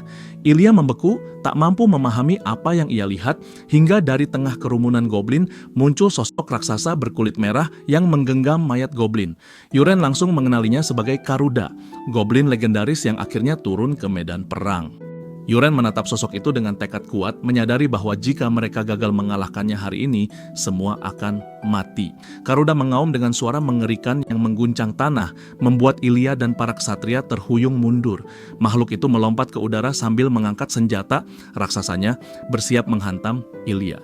Pada detik kritis itu, Ilya menyadari bahwa ia harus kabur. Namun, sebelum sempat bergerak, Yuren mendorongnya dengan keras dan menyelamatkannya tepat pada saat terakhir. Senjata Karuda menghantam tanah di tempat Ilya berdiri sebelumnya, menciptakan kehancuran besar. Ilya gemetar melihat tubuh rekan-rekannya yang menjadi korban serangan tersebut.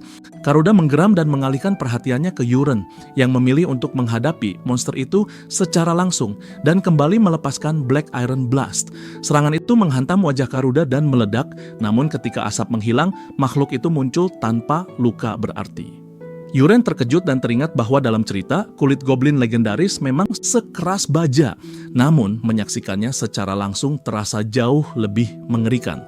Dengan amarah membara, Ilya kembali maju dan menyerang Karuda dengan serangkaian tebasan cepat dan terampil, memanfaatkan kekuatan Sword Queen yang ia miliki. Serangan-serangan itu mampu menembus zirah dan kulit keras musuh, membuat para prajurit bersorak menyemangatinya.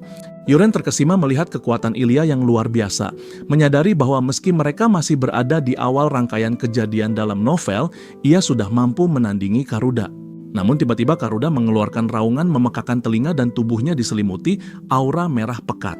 Ilya terkejut melihat aura pertempuran brutal itu muncul, menandai bahwa pertarungan sebenarnya baru saja memasuki tahap yang jauh lebih berbahaya.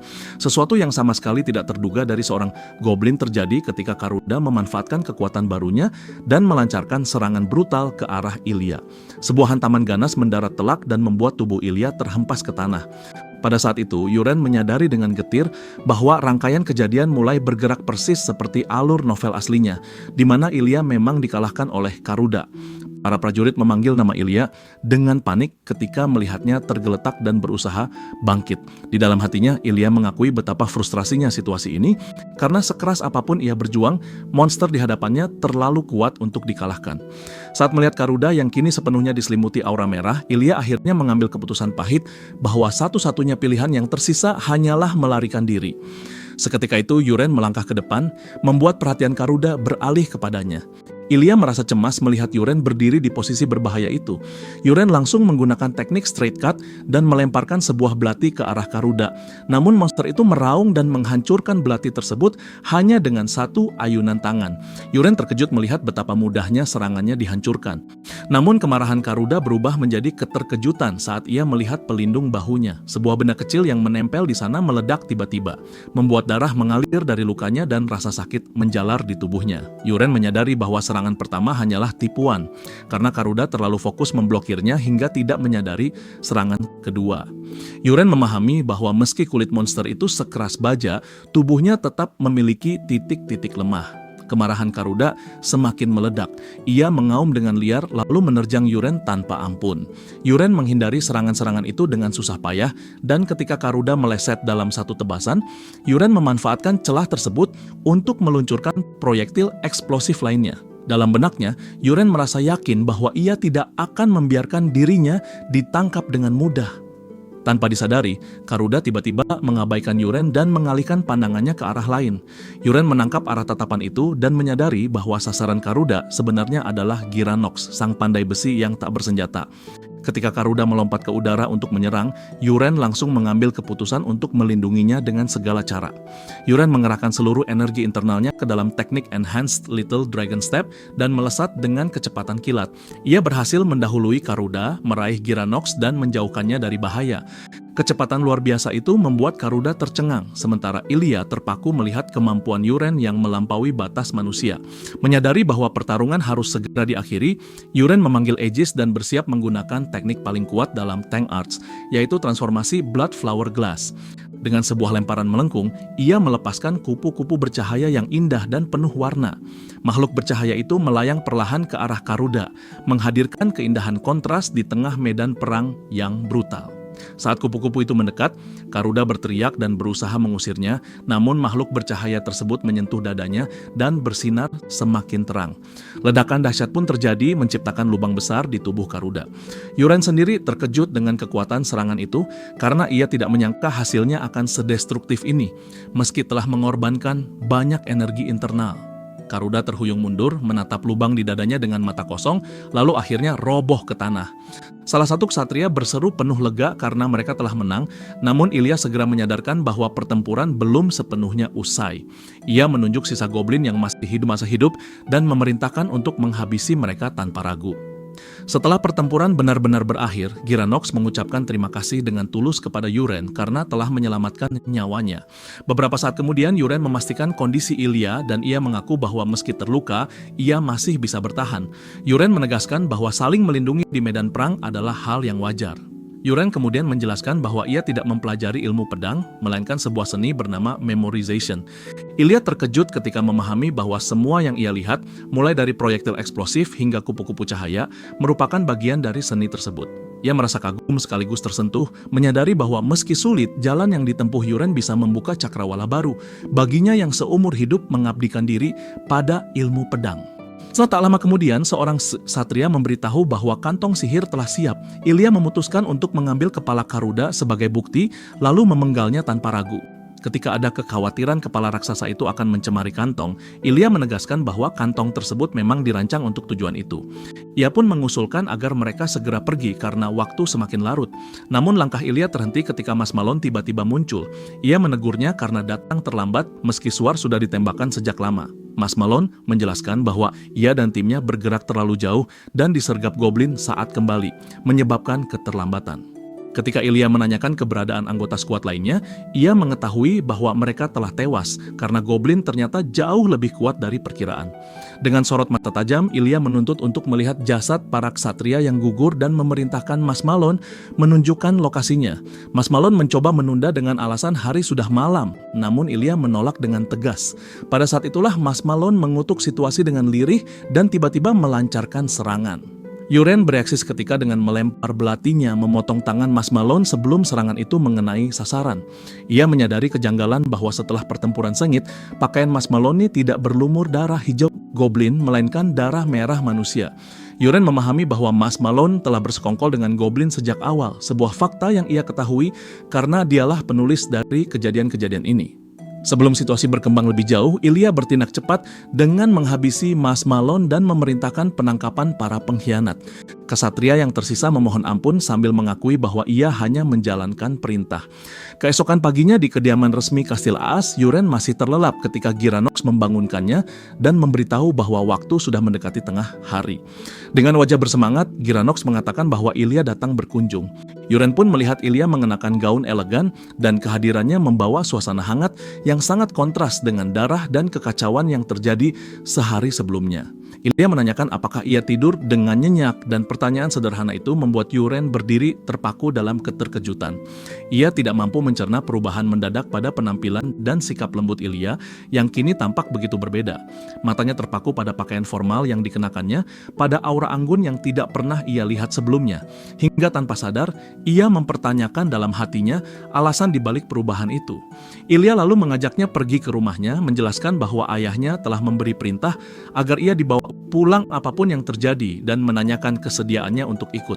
Yuren langsung menyetujuinya, sambil berpikir bahwa deskripsi tentangnya sebagai wanita tercantik di dunia ternyata sepenuhnya akurat.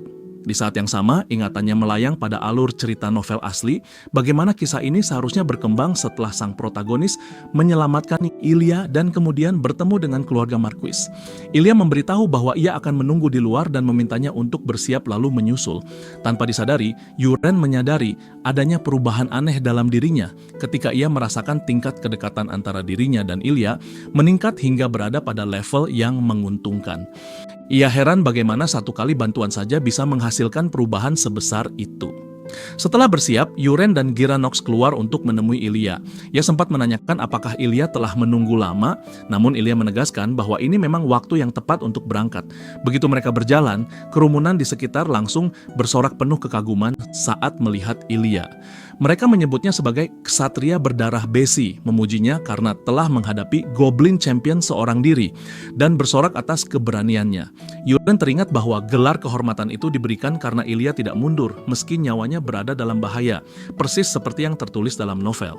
Tak lama kemudian, perhatian kerumunan beralih pada sosok di samping Ilya. Nama Lord Yuren sang Iron Mage diteriakan dengan penuh antusias. Mereka mengagumi penampilannya dan mengucapkan terima kasih atas jasanya. Yuren terkejut dengan gelar tersebut dan segera menyadari bahwa sebutan itu kemungkinan berasal dari kesaksian para prajurit yang selamat, yang melihatnya menggunakan Black Iron Arts dan mengira dirinya adalah seorang penyihir yang memanipulasi besi. Ilya memanggil Yuren dan kembali menyampaikan rasa terima kasih karena telah menyelamatkannya 2 kali. Yuren menanggapinya dengan rendah hati, merasa bahwa apa yang ia lakukan bukanlah sesuatu yang istimewa. Ilya kemudian menceritakan apa yang ia lakukan pagi itu, bagaimana ia membawa para prajurit kembali ke hutan untuk mengevakuasi jasad rekan-rekan mereka dari medan pertempuran yang mengerikan. Ia menggambarkan tubuh-tubuh yang hancur berserakan di seluruh hutan dan kesadaran pahit bahwa jika Yuren tidak ada di sana kemarin, nasib yang sama pasti menantinya. Dengan tatapan penuh tekad, Ilya menyatakan keinginannya untuk menjadi lebih kuat dan berdiri di atas siapapun. Ia bersumpah akan mengerahkan seluruh kemampuannya dan tidak akan pernah dikalahkan lagi. Yuren menyadari bahwa inilah momen di mana Ilya akan membangkitkan bakat sejatinya dan tumbuh menjadi kekuatan besar yang kelak dikenal sebagai ratu. Salah satu perwira menjelaskan bahwa rumah keluarga Marquis tidak terlalu jauh dari Kastil As, namun Ilya menambahkan bahwa ayahnya telah memanggil para penyihir keluarga agar mereka dapat kembali dengan nyaman menggunakan sihir teleportasi. Setelah menyatakan kesiapan, para penyihir mulai melantunkan mantra, dan dalam kilatan cahaya, Yuren dan Giranox mendapati diri mereka berada di tempat yang sama sekali berbeda. Ilya menjelaskan bahwa mereka telah tiba di wilayah kediamannya dan mempersilahkan mereka untuk masuk. Yuren merasa sedikit pusing akibat teleportasi, menyadari bahwa sensasi aneh yang sering disebutkan oleh menara sihir ternyata benar adanya. Giranox memandang sekeliling dengan kagum dan bertanya-tanya apakah kediaman Yuren sendiri semegah ini, sementara Yuren berpikir bahwa akhirnya ia benar-benar diundang ke rumah seorang bangsawan. Ia teringat bagaimana selama ini ia hanya makan sup setiap hari, dan hari ini ia akhirnya akan menyantap hidangan yang pantas bagi seorang bangsawan. Mereka memasuki ruang makan yang mewah, di mana Marquis duduk di kepala meja bersama Ilya dan menyambut kedatangannya.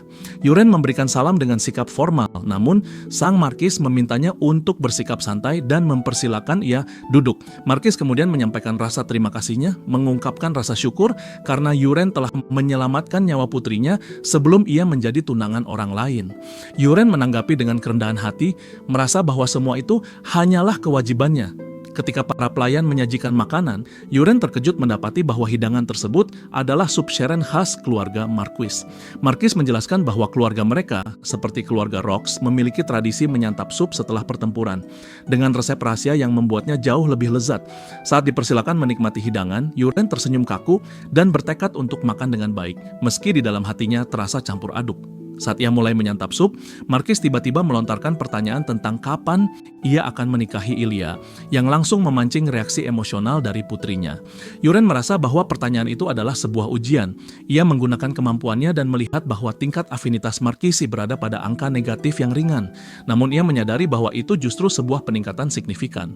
Ia pun memutuskan untuk menjawab dengan penuh pertimbangan. Yuren menyatakan bahwa ia ingin segera menikah, membuat Ilya terkejut.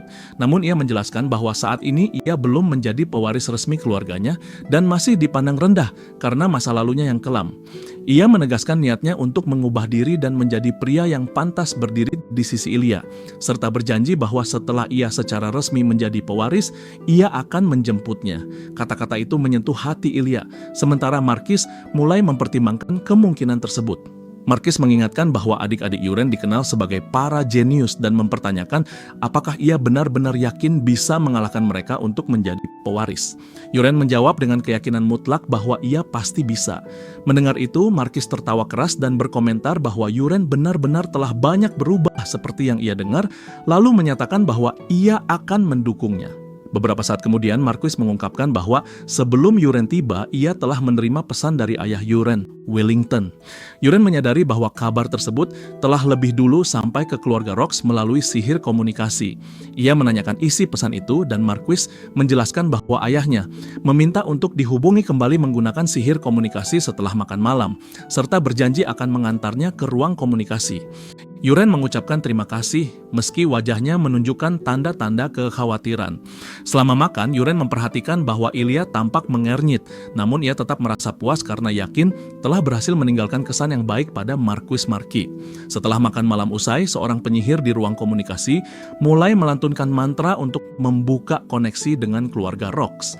Sebuah bola kristal menyala dan citra ayah Yuren, Wellington, muncul di hadapan mereka. Yuren terpukau oleh pemandangan itu yang baginya terasa seperti gabungan antara proyektor dan panggilan video. Wellington memanggil putranya dan Yuren menanggapi dengan sapaan tegang. Ayahnya sempat memarahinya lalu dengan nada khawatir menanyakan apakah ia terluka yang segera ia sangkal. Wellington kemudian dengan serius menanyakan kebenaran kabar bahwa Yuren telah menyelamatkan Ilya dan membunuh Goblin Champion. Yuren menjawab dengan rendah hati, menganggap semua itu hanyalah keberuntungan semata. Namun ayahnya meragukan cerita tersebut dan menyatakan bahwa ia ingin mendengar seluruh detailnya ketika Yuren kembali ke rumah. Beberapa saat kemudian, ayahnya menanyakan kapan ia akan kembali.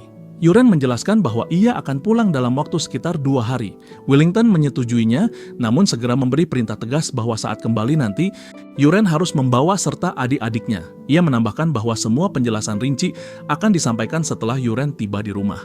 Lalu ia kembali menanyakan secara spesifik kapan Yuren akan benar-benar pulang. Yuren sempat berpikir sejenak sebelum memastikan bahwa ia akan kembali lusa. Mendengar itu, Wellington terdiam beberapa saat. Jelas tanggal tersebut tidak sepenuhnya ia sukai, namun pada akhirnya ia tetap menerimanya. Tanpa diduga, ia kemudian mengajukan permintaan mengejutkan agar Yuren juga membawa koin bersamanya saat pulang, yang membuat Yuren seketika terdiam karena terkejut. Di sisi lain, Yuren masih berada di wilayah kediaman Ilya sebagai tunangannya. Markis mempertanyakan alasan Yuren pergi secepat itu, bahkan sudah berencana berangkat keesokan harinya. Ia berharap Yuren bisa tinggal beberapa hari lebih lama. Namun Yuren menolaknya dengan sopan dan menjelaskan bahwa ayahnya telah memberinya tugas penting yang tidak bisa ditunda. Markis kemudian menawarkan bantuan sihir warp agar perjalanan Yuren menjadi lebih nyaman. Yuren tersenyum canggung, lalu dengan nada mantap menolak tawaran tersebut, menjelaskan bahwa dirinya masih berada dalam tahap pelatihan dan perlu memperkuat diri tanpa bergantung pada kemudahan seperti warp. Mendengar jawaban itu, Markis sempat terdiam sebelum akhirnya tersenyum penuh kekaguman. Ia memuji perubahan Yuren yang begitu jelas dan menyatakan ketertarikannya untuk melihat sejauh mana Yuren akan berkembang di masa depan. Saat Yuren menoleh ke arah Ilya, ia mendapati senyum hangat di wajahnya. Senyum itu membuat hatinya terasa ringan, dan ia menyadari bahwa Ilya menyukai jawabannya. Namun saat Yuren benar-benar meninggalkan tempat itu, ada satu kebenaran yang tidak ia ungkapkan kepada siapapun. Alasan dibalik penolakannya terhadap sihir warp keluarga Markis tidak hanya soal pelatihan. Dengan senyum samar, ia memberi isyarat pada pandai besi yang menemaninya untuk maju. Pandai besi itu mendadak ragu dan menunjuk ke arah lain, menjelaskan bahwa jalan menuju ibu kota berada di sisi berlawanan. Yuren menjawab dengan senyum licik bahwa mereka harus singgah di tempat lain terlebih dahulu. Ia menunjuk ke arah sebuah gunung besar di kejauhan dan memastikan bahwa itulah sarang naga. Pandai besi mengulang kata itu dengan bingung, lalu teringat rumor yang beredar dan bertanya dengan antusias apakah Yuren juga datang untuk memanjatkan permohonan. Namun ekspresi Yuren mengeras, menandakan bahwa tujuannya bukan sekadar harapan, melainkan untuk mengklaim sebuah harta.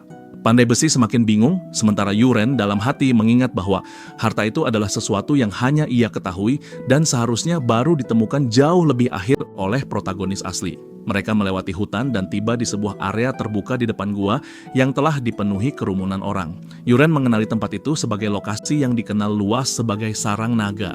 Pandai besi terkejut melihat begitu banyak orang datang sejak pagi untuk berdoa dan bergumam heran apakah masih ada harta yang tersisa. Yuren hanya tersenyum tenang dan menyatakan bahwa semua itu palsu.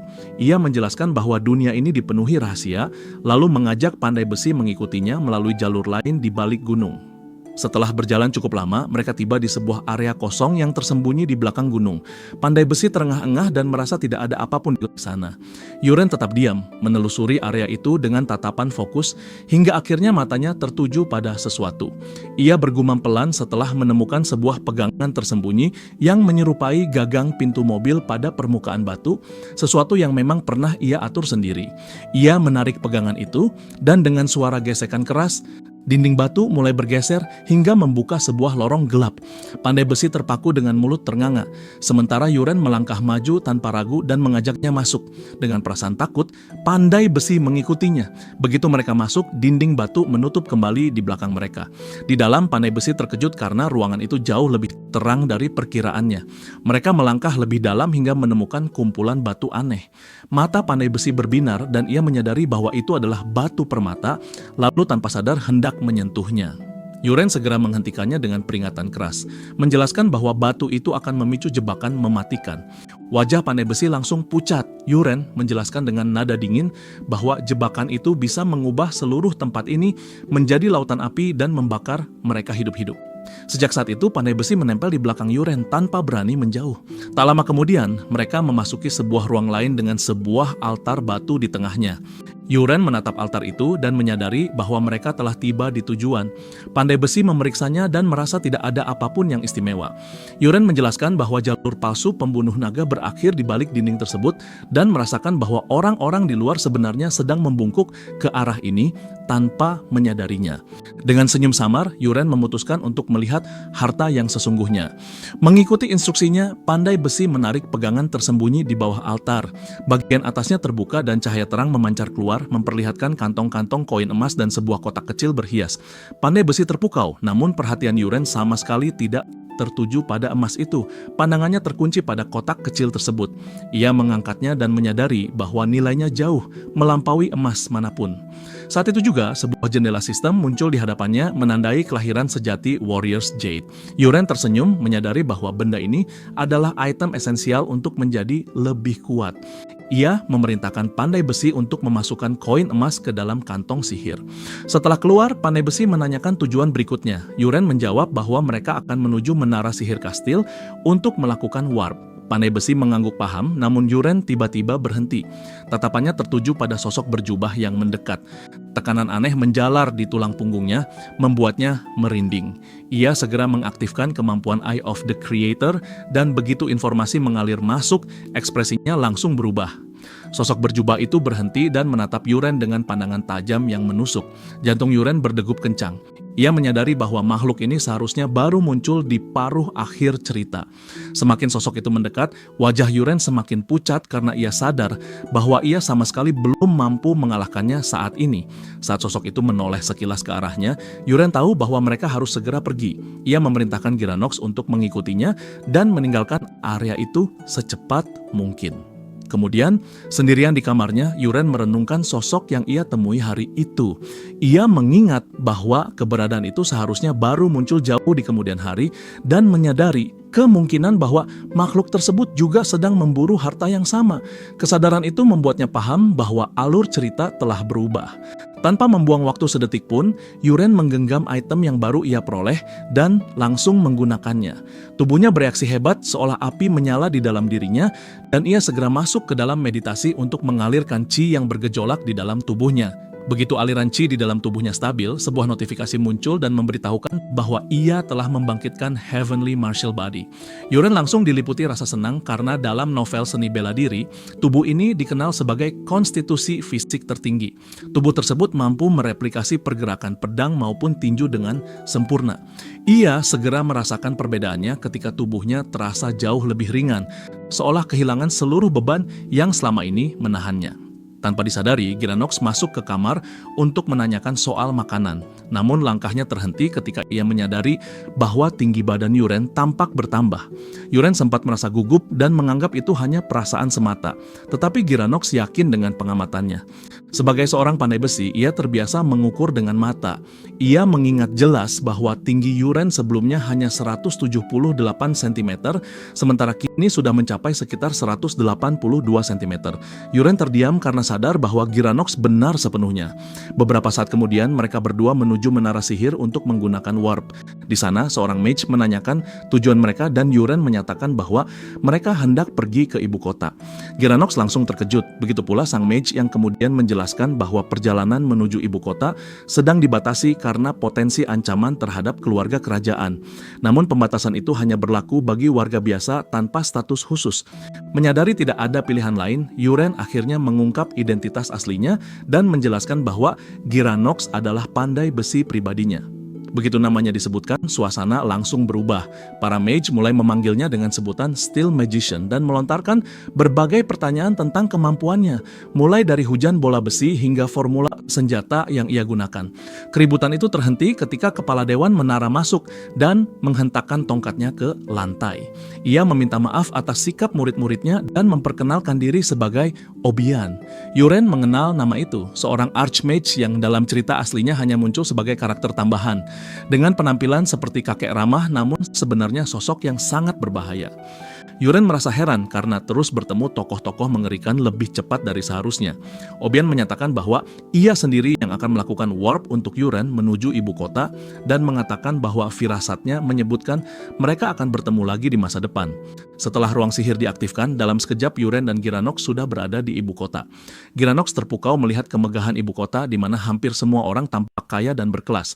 Tak lama kemudian mereka tiba di Royal Ksatria Academy. Seorang penjaga menanyakan tujuan kedatangan Yuren dan ia menyebutkan bahwa ia datang untuk mengajukan permintaan kunjungan. Ketika ditanya siapa yang ingin ia temui, Yuren memperkenalkan diri dan menyatakan ingin bertemu adiknya. Saat namanya disebut, seorang pria tampan berambut perak muncul dan langsung tertarik padanya. Pria itu tampak sudah mengetahui kabar kemenangan Yuren melawan Orc, sesuatu yang membuat Yuren terkejut karena berita itu ternyata telah menyebar hingga ibu kota. Tanpa ragu, pria itu menganggap Yuren sebagai sosok kuat.